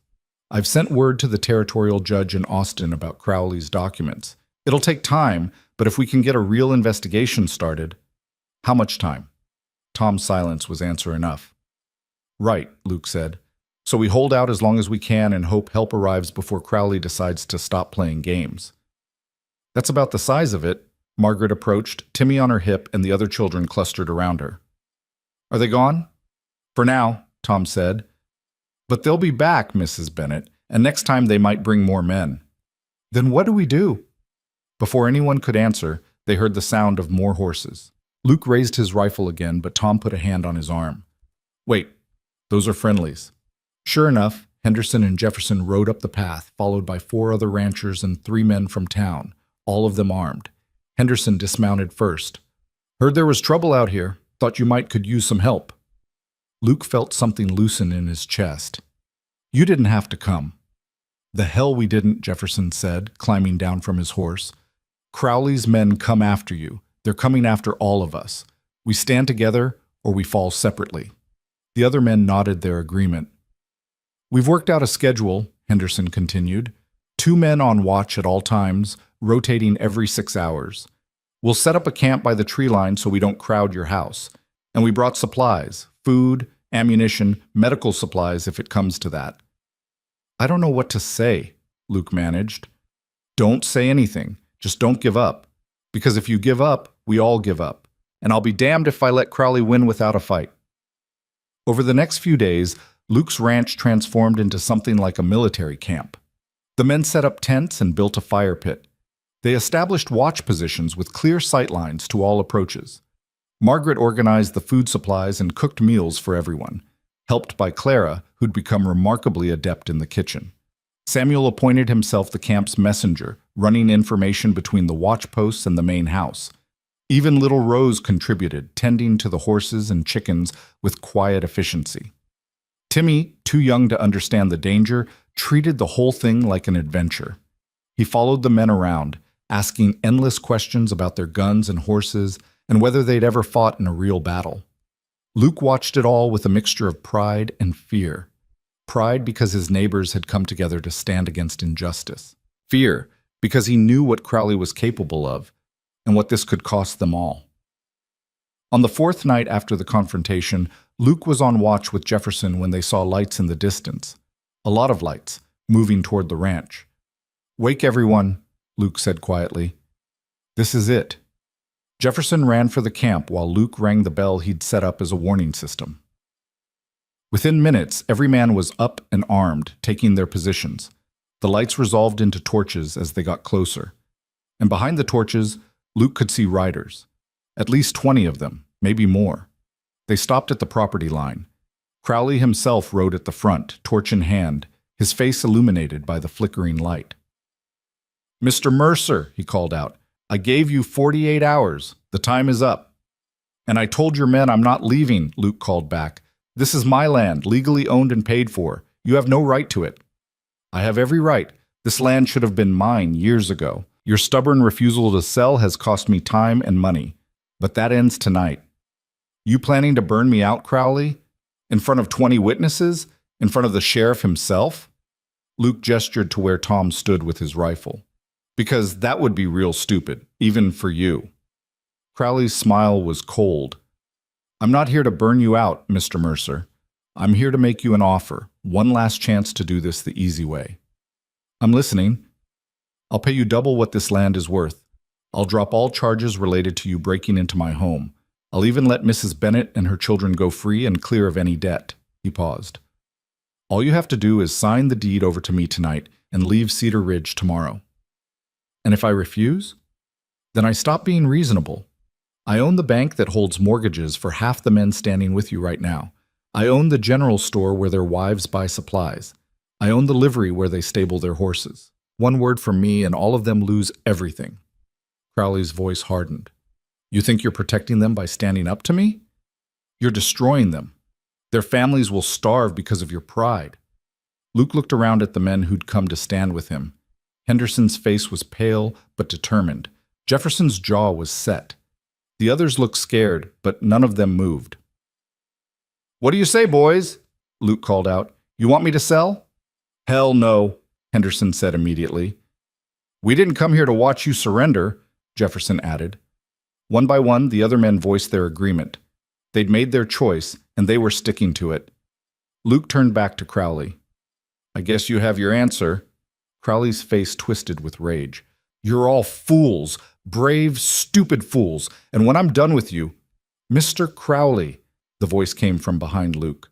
Margaret stepped out of the house, still wearing her nightgown with a shawl thrown over her shoulders. Clara stood beside her, and behind them, Luke could see Samuel and Rose watching from the window. "Mrs. Bennett," Crowley said, his voice dripping with false courtesy, "how lovely to see you again."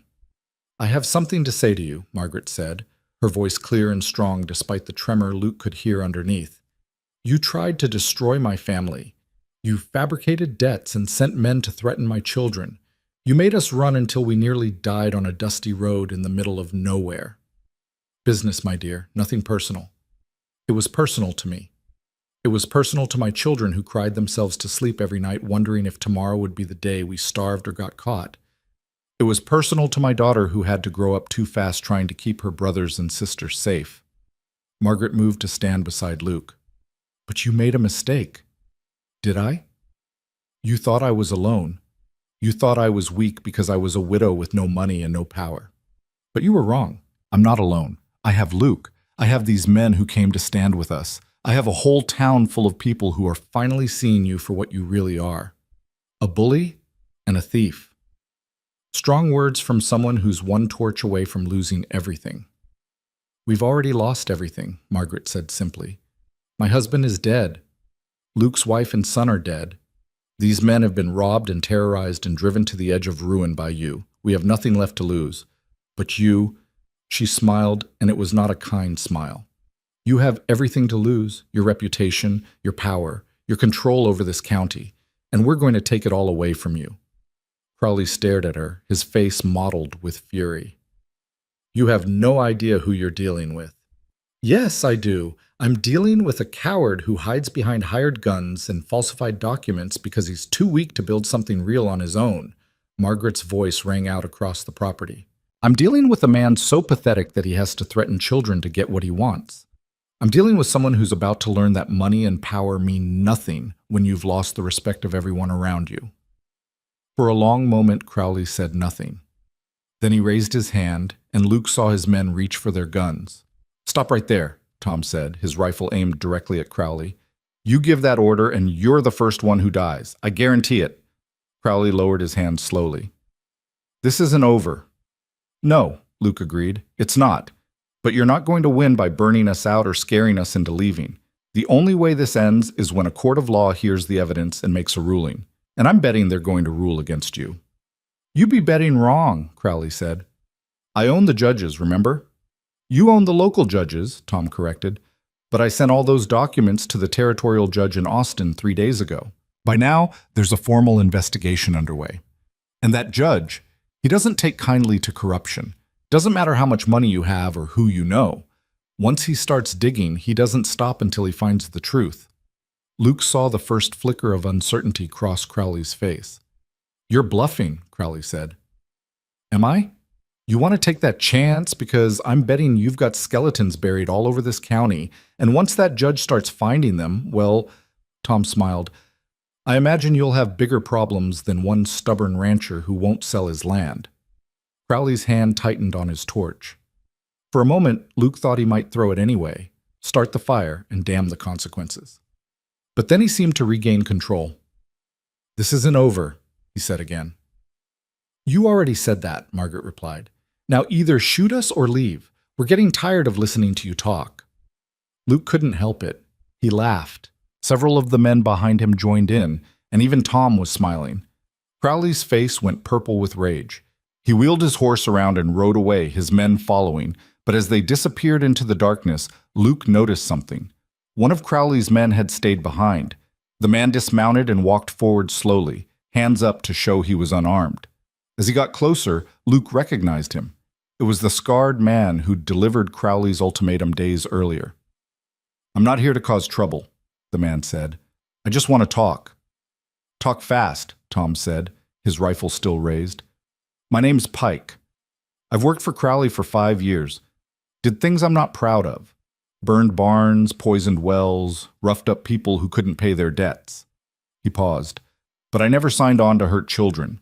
And when Crowley told us tonight that if you didn't sell, we were supposed to take the kids, make an example of them, I couldn't do it. Luke felt his blood run cold. He ordered you to hurt the children, Pike nodded. Said it was the only way to make you understand he was serious.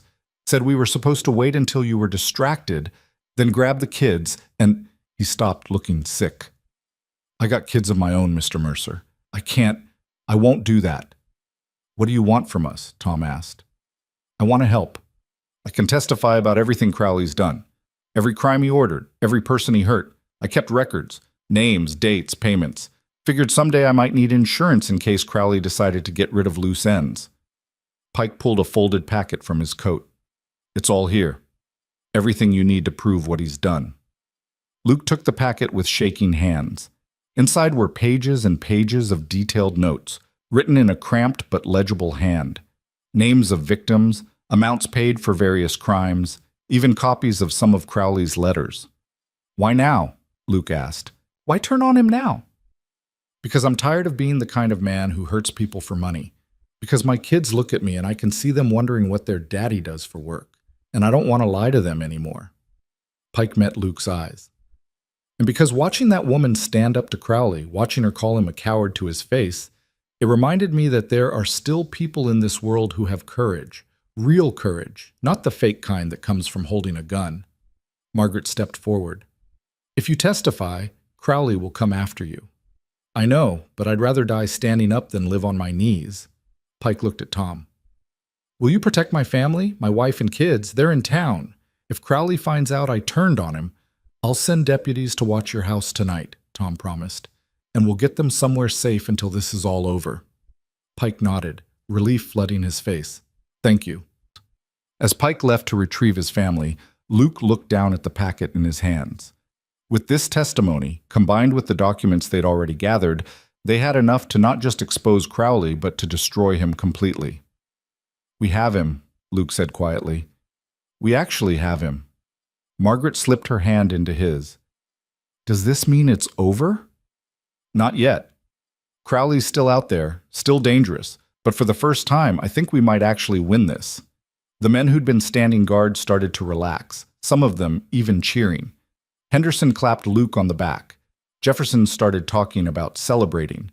The tension that had been building for days finally began to ease, but Luke couldn't quite celebrate yet.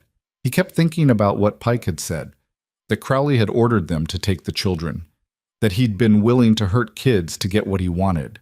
That kind of evil didn't just give up because it was beaten. It lashed out. It tried to take as many people down with it as possible. Luke pulled Tom aside. "We need to end this fast, before Crowley does something desperate." "I agree. I'll ride to Austin first thing in the morning, deliver Pike's testimony personally. With any luck, we'll have federal marshals here within the week. And until then, we keep our guard up. We protect your family and Pike's family and anyone else Crowley might target." Tom paused. "And we pray that Crowley's smart enough to know when he's beaten." But as Luke looked out into the darkness where Crowley had disappeared, he knew prayer wouldn't be enough. They needed to be ready for whatever came next, because men like Edwin Crowley didn't go down without a fight.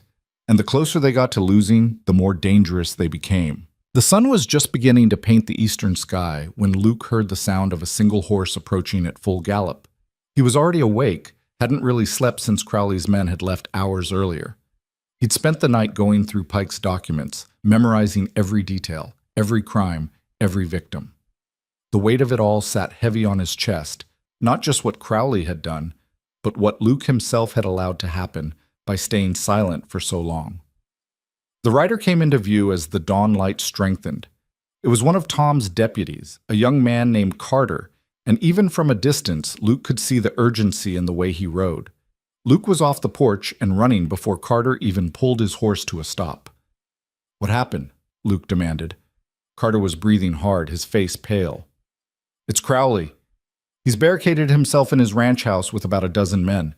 Sheriff Morrison rode out there at first light to serve him with papers for the territorial investigation, and Crowley refused to come out.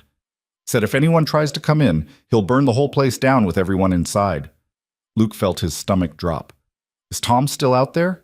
"Yeah, with 3 deputies, but they can't get close. Crowley's men are shooting at anyone who approaches the property line." Carter wiped sweat from his forehead. "Sheriff sent me to get you. Said you're the only person Crowley might still listen to." "Why would he listen to me? I'm the one who exposed him." "I don't know, Mr. Mercer, but the sheriff thinks you're the only chance we have of ending this without bloodshed." Margaret appeared in the doorway, pulling her shawl tight against the morning chill. "Luke? What's going on?" "Crowley's holed up at his ranch. Tom wants me to try to talk him down." "Then I'm coming with you." "No, it's too dangerous.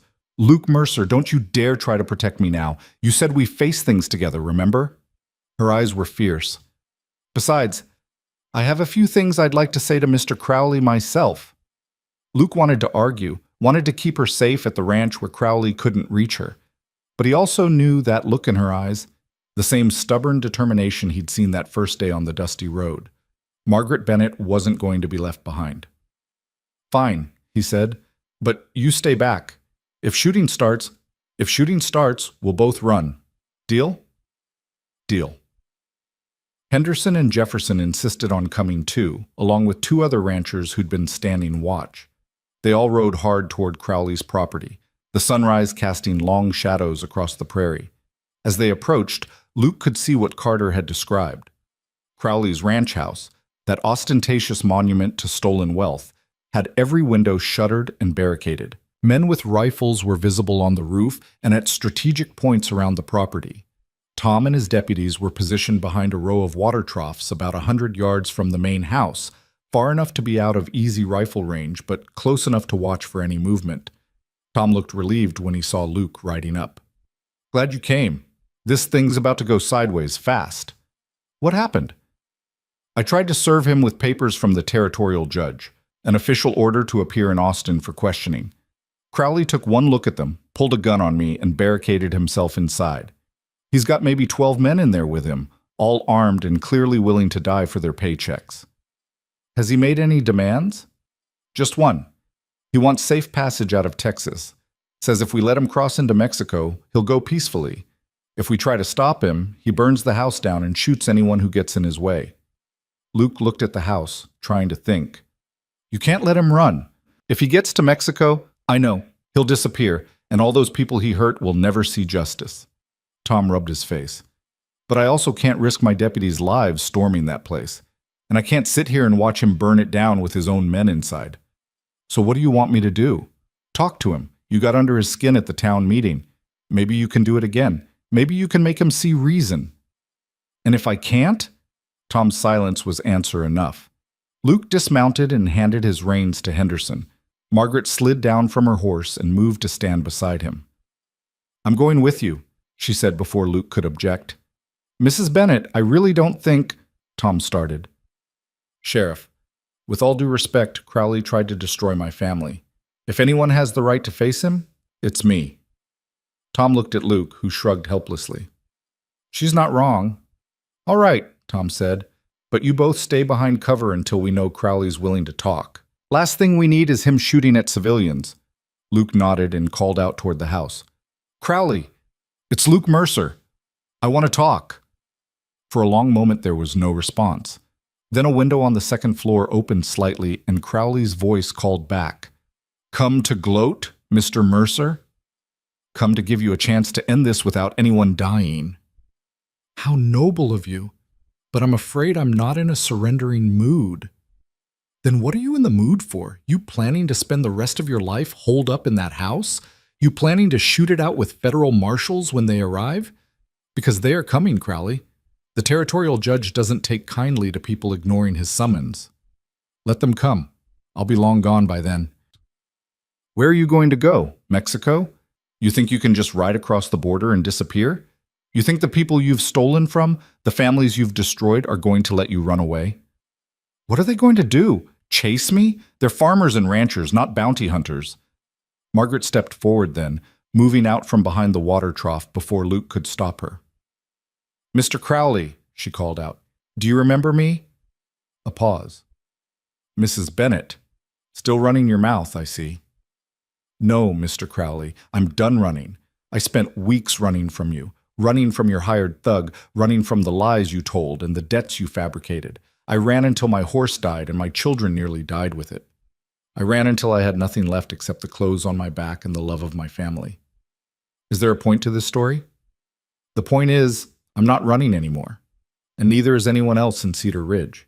You spent years making people afraid of you, years making them believe you were too powerful to fight, but you made a mistake. What mistake was that? You pushed too hard, you hurt too many people, and now they're all standing together against you. The Hendersons, the Jeffersons, Widow Guthrie, Pike and his family, everyone you terrorized and robbed and threatened. They're all ready to testify against you. They're all ready to make sure you pay for what you've done. Testimony won't matter when I'm in Mexico. You're not going to Mexico, Margaret said flatly. You're going to prison, and you're going to spend the rest of your life knowing that you were beaten not by someone richer or more powerful than you, but by ordinary people who refuse to stay silent anymore. Another long silence. Then Crowley laughed, a bitter, hollow sound. You think you've won, don't you? You think you've beaten me? Haven't we? Luke called out. No, Mr. Mercer, you haven't won anything. All you've done is destroy yourselves. Because even if I go to prison, even if I lose everything, I'll make sure you lose it too. I still have friends in Austin, friends with power and influence, and I'll spend every day of my sentence making sure your life becomes a living hell. That's where you're wrong, a new voice said. Everyone turned to see Doc Collins riding up with another man, a distinguished-looking gentleman in a dark suit with a silver star pinned to his vest, a federal marshal. The marshal dismounted and walked forward, stopping beside Tom. Mr. Crowley, my name is Marshal James Whitmore. I've been authorized by the territorial judge to take you into custody for questioning regarding charges of fraud, extortion, conspiracy, arson, and about 15 other crimes. You can come out peacefully, or we can come in and get you. Your choice." "I'm not going anywhere with you," Crowley shouted. "Then I'm afraid we have a problem, because I didn't ride 3 days from Austin to go home empty-handed." Whitmore's voice was calm but firm. "And unlike the local authorities, I don't have any personal stake in this community. I don't care about your connections or your money or your threats. I care about upholding the law. And the law says you need to answer for your crimes." "I'm not answering to anyone." "Mr. Crowley, I have 50 federal troops arriving within the hour. They're going to surround this property, and they're going to wait as long as it takes. You can't run, you can't fight your way out, and you can't negotiate. Your only choice is when you come out, now on your own feet, or later in chains after we smoke you out." Luke could see the calculation happening in Crowley's mind, could see him weighing his options, looking for an angle, searching for some way to turn this to his advantage. "I want immunity," Crowley finally called out. "Full immunity from prosecution in exchange for testimony against my business partners. There are men in Austin, men with real power, who've been using me as a front for their operations. I give you their names. You let me walk." Whitmore shook his head. "No deals, not until you surrender and not until I see what you have to offer.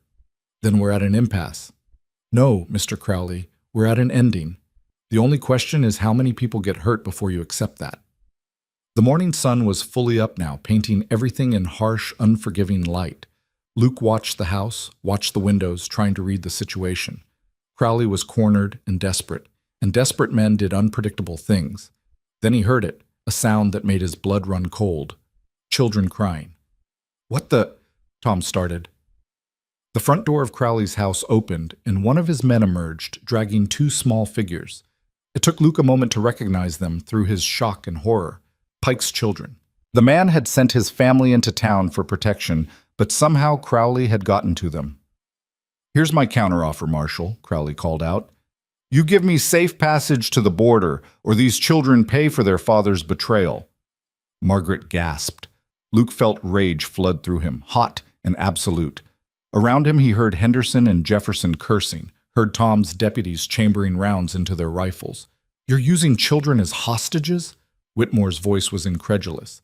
"You really have no idea how much worse you're making this for yourself." "I don't care about worse. I care about getting out of here alive."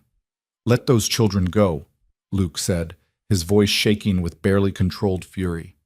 "Whatever you do to them, Crowley, I swear to you—" "You'll what, Mr. Mercer? Storm my house? Shoot your way in? How many of your friends die in that fight?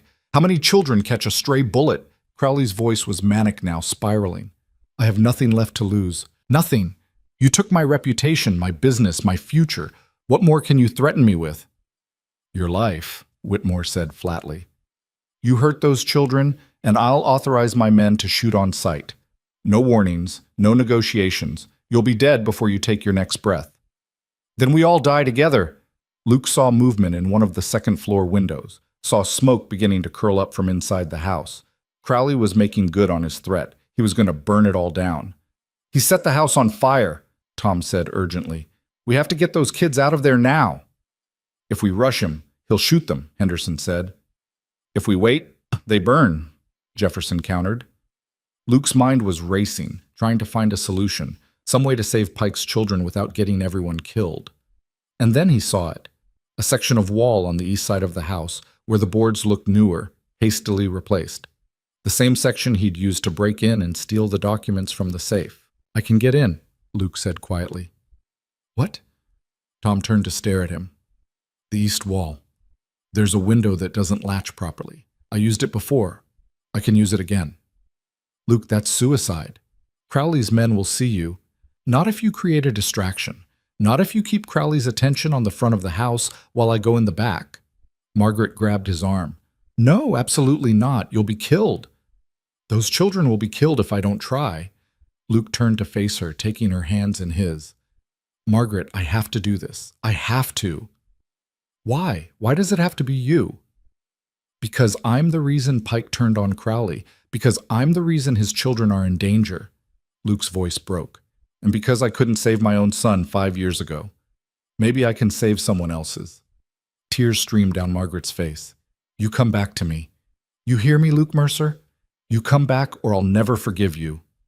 Luke kissed her, fierce and desperate and full of love. Then he turned to Whitmore.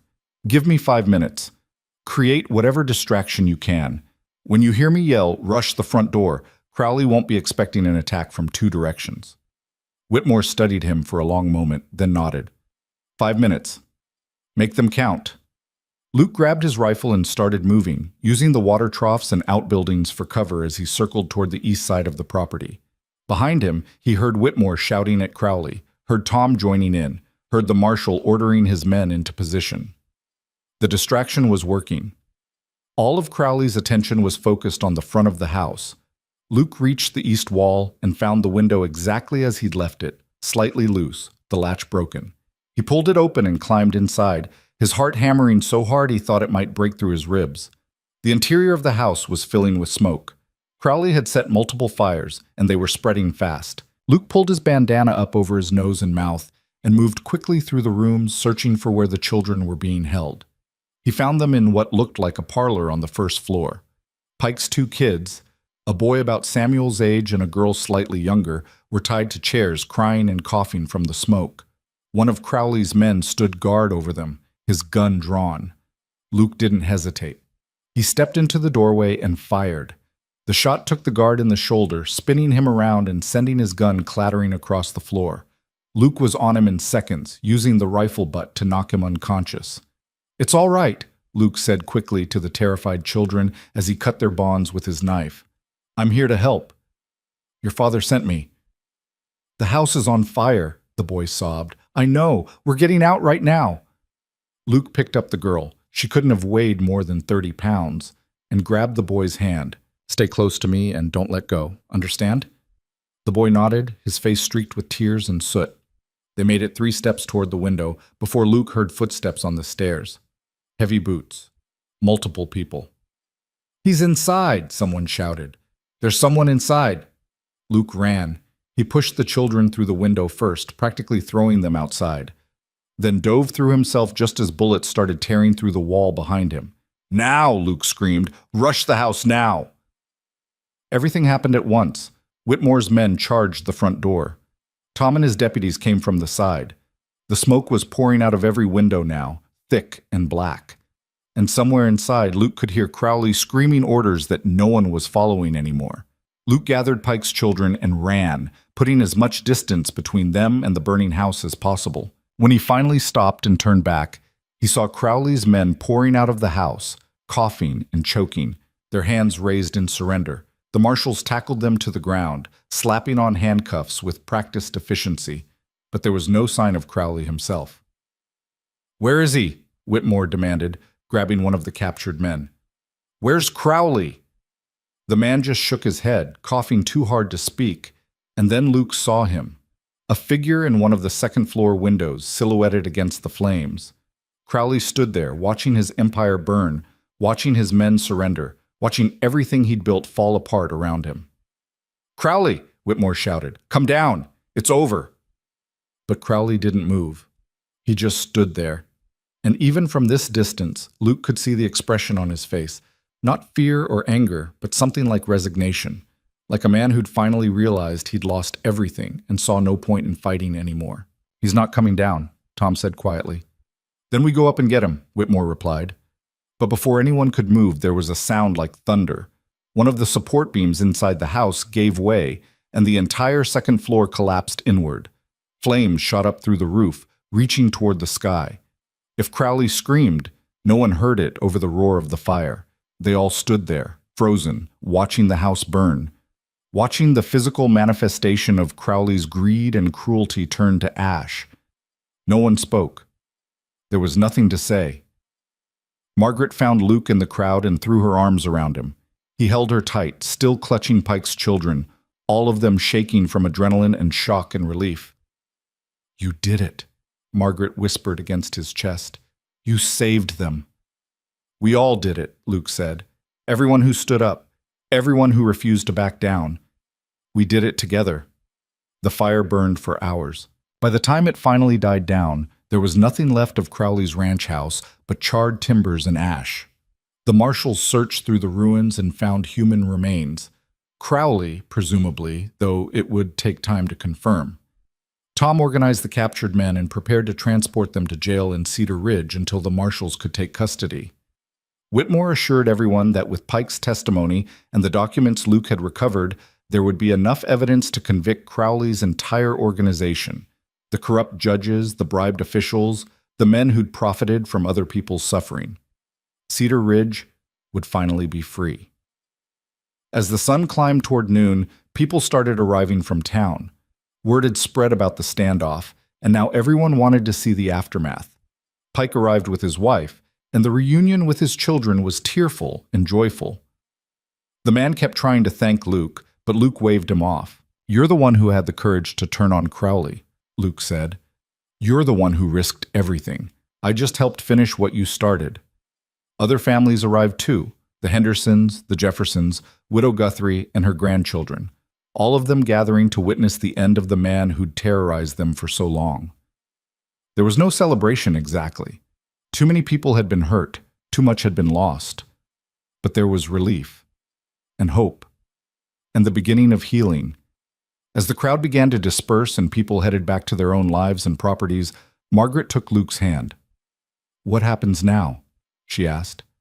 Luke looked at her, this brave, beautiful woman who'd run until she couldn't run anymore, who'd stood up to Crowley even when it terrified her, who'd chosen to trust him when she had every reason not to trust anyone. "Now we go home," he said, "and we start building something good." "Just like that?" "Just like that." They rode back to the ranch as the afternoon sun painted the prairie gold. The children were exhausted, drooping in the saddle, but there was peace in their faces that Luke hadn't seen before. Even Rose was almost smiling, though she still didn't speak. When they arrived home, the men who'd been standing guard were already packing up their camps. The crisis was over. There was no more need for sentries and watches and defensive positions. "You need anything? You let us know," Henderson said, shaking Luke's hand. "Anything at all." "Same goes for all of you," Luke replied. "We're neighbors now, real neighbors. That means we look out for each other." After everyone left and the ranch was quiet again, Luke stood on his porch and looked out at his land, his property, his home. For the first time in 5 years, it felt like it truly belonged to him. Not haunted by ghosts, not weighed down by grief, but alive and full of possibility. Margaret emerged from the house where she'd been putting the children to bed. She crossed to stand beside him, and they watched the sunset together in comfortable silence. "I've been thinking," Margaret finally said. "About what?" "About what you said that first night, about how this house had started breathing again." "I remember." "Well, I think it needs more than just breathing. I think it needs laughter and noise, and maybe some new curtains because the ones in the bedroom are falling apart." She paused. "I think it needs a family." Luke turned to look at her. "Are you asking what I think you're asking?" "That depends. Are you asking what I think you're asking?" "I don't know. Are you?" They stared at each other for a moment, then both burst out laughing. "All right, let me try this properly," Luke said. He took both her hands in his. "Margaret Bennett, I know we haven't known each other long. I know this has all happened fast and probably too soon after both of us lost people we loved. But I also know that you and your children have given me back something I thought was gone forever, the will to live, to fight, to care about tomorrow. And I want 1,000 tomorrows with you. I want to teach Samuel how to ride and help Clara learn to cook and figure out why Rose won't talk. I want to watch Timmy grow up and cause trouble and probably drive us both crazy. I want to wake up next to you every morning and fall asleep next to you every night. So what I'm asking is, will you marry me? Will you let me be a father to your children and a husband to you? Will you make this house a home?" Margaret's eyes were shining with tears. "Yes. 1,000 times, yes." They kissed then, soft and sweet and full of promise. And from the window above, Luke heard Clara's voice whisper to her siblings, "Mama's going to marry Mr. Mercer," followed by Samuel's excited whoop and even a small giggle that might have been Rose. They were married 2 weeks later in the garden behind the cabin. Doc Collins officiated, since he was the closest thing Cedar Ridge had to an official clergy for occasions like this. Tom stood as Luke's witness, while Widow Guthrie stood for Margaret. Henderson and Jefferson and half the town showed up to watch and celebrate. Clara wore a dress that Mrs. Henderson had made especially for her. Samuel wore his first pair of real shoes, purchased with money Luke had given him for helping around the ranch. Rose carried a basket of wildflowers, and Timmy, dressed in a tiny suit that was already getting dirty, kept trying to catch the chickens that wandered into the ceremony. It wasn't fancy. There was no expensive ceremony, no elaborate decorations, no formal reception with fine foods and music. Just two people who'd been through hell and found each other, standing in a garden surrounded by people who cared about them, promising to build a life together. When Doc asked if there was anyone who objected to the union, 4-year-old Timmy raised his hand. "Yes, Timmy?" Doc asked, trying not to smile. "I object to the chickens. They're being loud." Everyone laughed, and the ceremony continued. Luke slipped a simple silver ring onto Margaret's finger, the same ring Sarah had worn, the one she'd made him promise to give to someone who deserved it. And Margaret gave Luke a ring she'd bought in town with money from selling some of her late husband's tools. Nothing fancy, just a plain gold band, but it meant everything. "You may kiss your bride," Doc finally said. And Luke did, to the cheers and applause of everyone gathered. The celebration lasted into the evening. People brought food and drink. Someone produced a fiddle, and there was dancing in the yard. Luke danced with Margaret, then with Clara, then with Rose, who was still silent but smiled the entire time. Samuel tried to dance, but mostly just spun in circles until he got dizzy and fell down laughing. As the sun set and the party began to wind down, Luke found himself standing on the porch again, his favorite spot, the place where so much had changed over the past few weeks. Tom joined him, 2 cups of coffee in hand. He passed one to Luke. "Hell of a day," the sheriff said. "Hell of a month, more like." "True enough." Tom sipped his coffee. "Got word from Marshal Whitmore this morning. The territorial judge is moving forward with prosecutions for everyone in Crowley's organization. Could take years to sort it all out, but at least it's happening." "What about the land? All the property Crowley stole?" "Judge is ordering it returned to the original owners where possible. The Hendersons will get their north pasture back. The Jeffersons will receive compensation for their barn. Widow Guthrie's getting her farm back free and clear." Tom paused. "You did good, Luke. You didn't just save your own land, you saved everyone's. I didn't do it alone." "No, but you started it. You had the courage to stand up when everyone else was too scared. That matters." They stood in comfortable silence, watching the party wind down, watching people say their goodbyes and head home to their own families and lives. "Can I ask you something?" Tom said eventually. "Sure." "When you found Mrs. Bennett and her children on that road, when you made the choice to stop instead of riding past, did you know it would lead to all this?" Luke thought about that question. Thought about the man he'd been 3 weeks ago, hollow, going through the motions, barely alive despite still breathing. Thought about the choice he'd made to stop, to help, to care. "No," he said honestly. "I didn't know any of this would happen, but I'm glad it did. Because that day on the road, that wasn't just me saving them. That was them saving me." Tom nodded like he understood. Then he raised his coffee cup in a toast. "To new beginnings." "To new beginnings," Luke echoed. After Tom left and the last of the guests had departed, Luke found Margaret in the kitchen cleaning up. He came up behind her and wrapped his arms around her waist. "Leave it," he said. "It can wait until morning." "But there's so much—" "It can wait." Margaret leaned back against him and sighed. "I can't believe this is real, that we're married, that we have a home and the children are safe and Crowley's gone and we don't have to run anymore. It's real." "How do you know? How do you know this isn't just a dream I'm going to wake up from, back on that road with a dead horse and nowhere to go?" Luke turned her around to face him. "Because dreams don't feel this solid.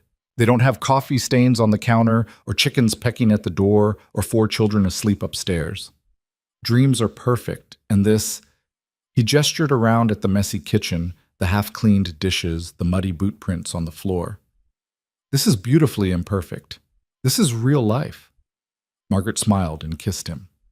"I love you, Luke Mercer." "I love you too, Margaret Mercer."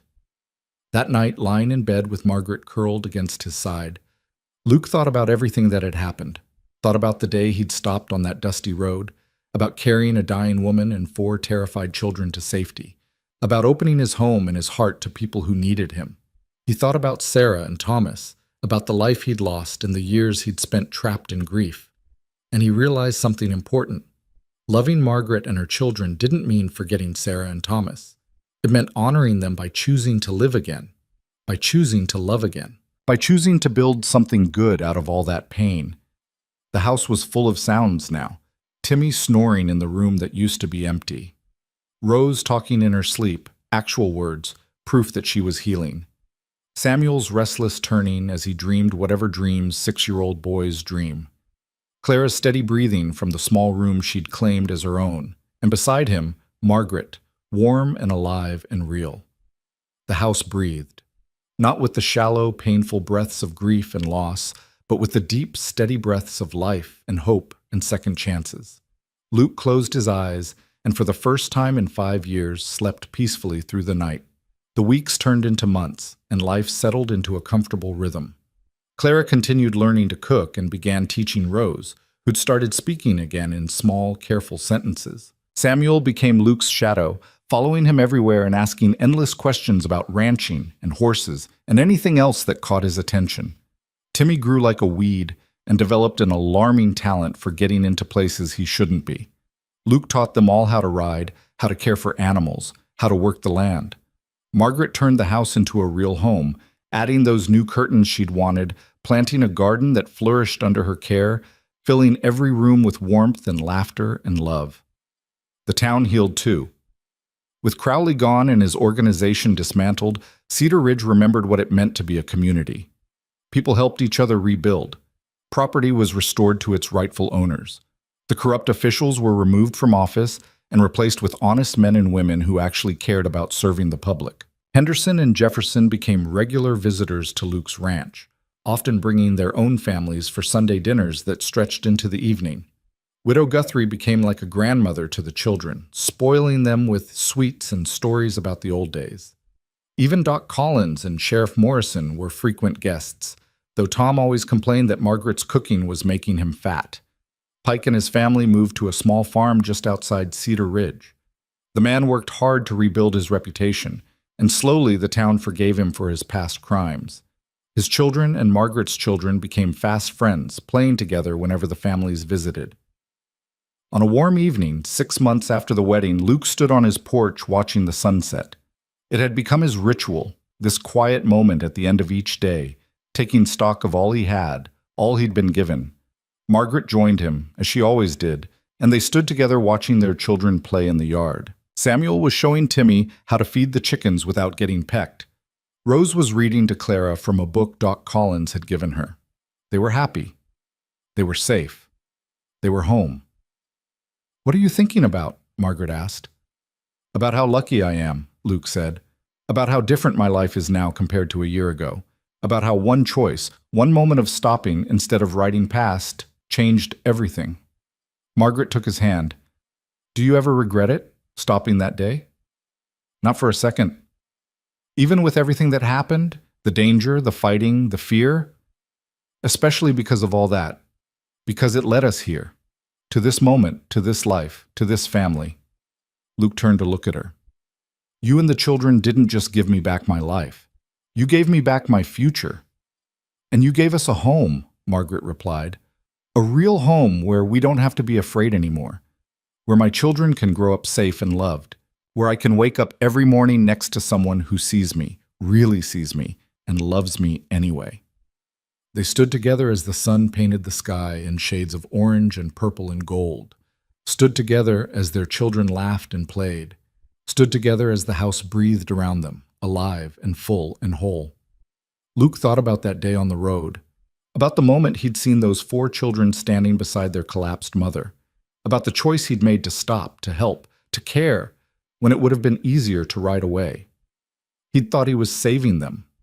But the truth was, they'd saved him. They'd saved him from a life of emptiness and grief. They'd saved him from the slow death of going through the motions without really living. They'd saved him by reminding him that love was worth the risk of loss, that connection was worth the possibility of pain, that life was worth living even when it was hard. "Thank you," Luke said quietly. "For what?" "For running, for fighting, for collapsing on that road where I could find you, for giving me a reason to stop." Margaret smiled and rested her head on his shoulder. "Thank you for stopping." They stood there as darkness fell, watching the first stars appear in the vast Texas sky. Inside the house, the lamps were being lit. Soon Margaret would call the children in for supper.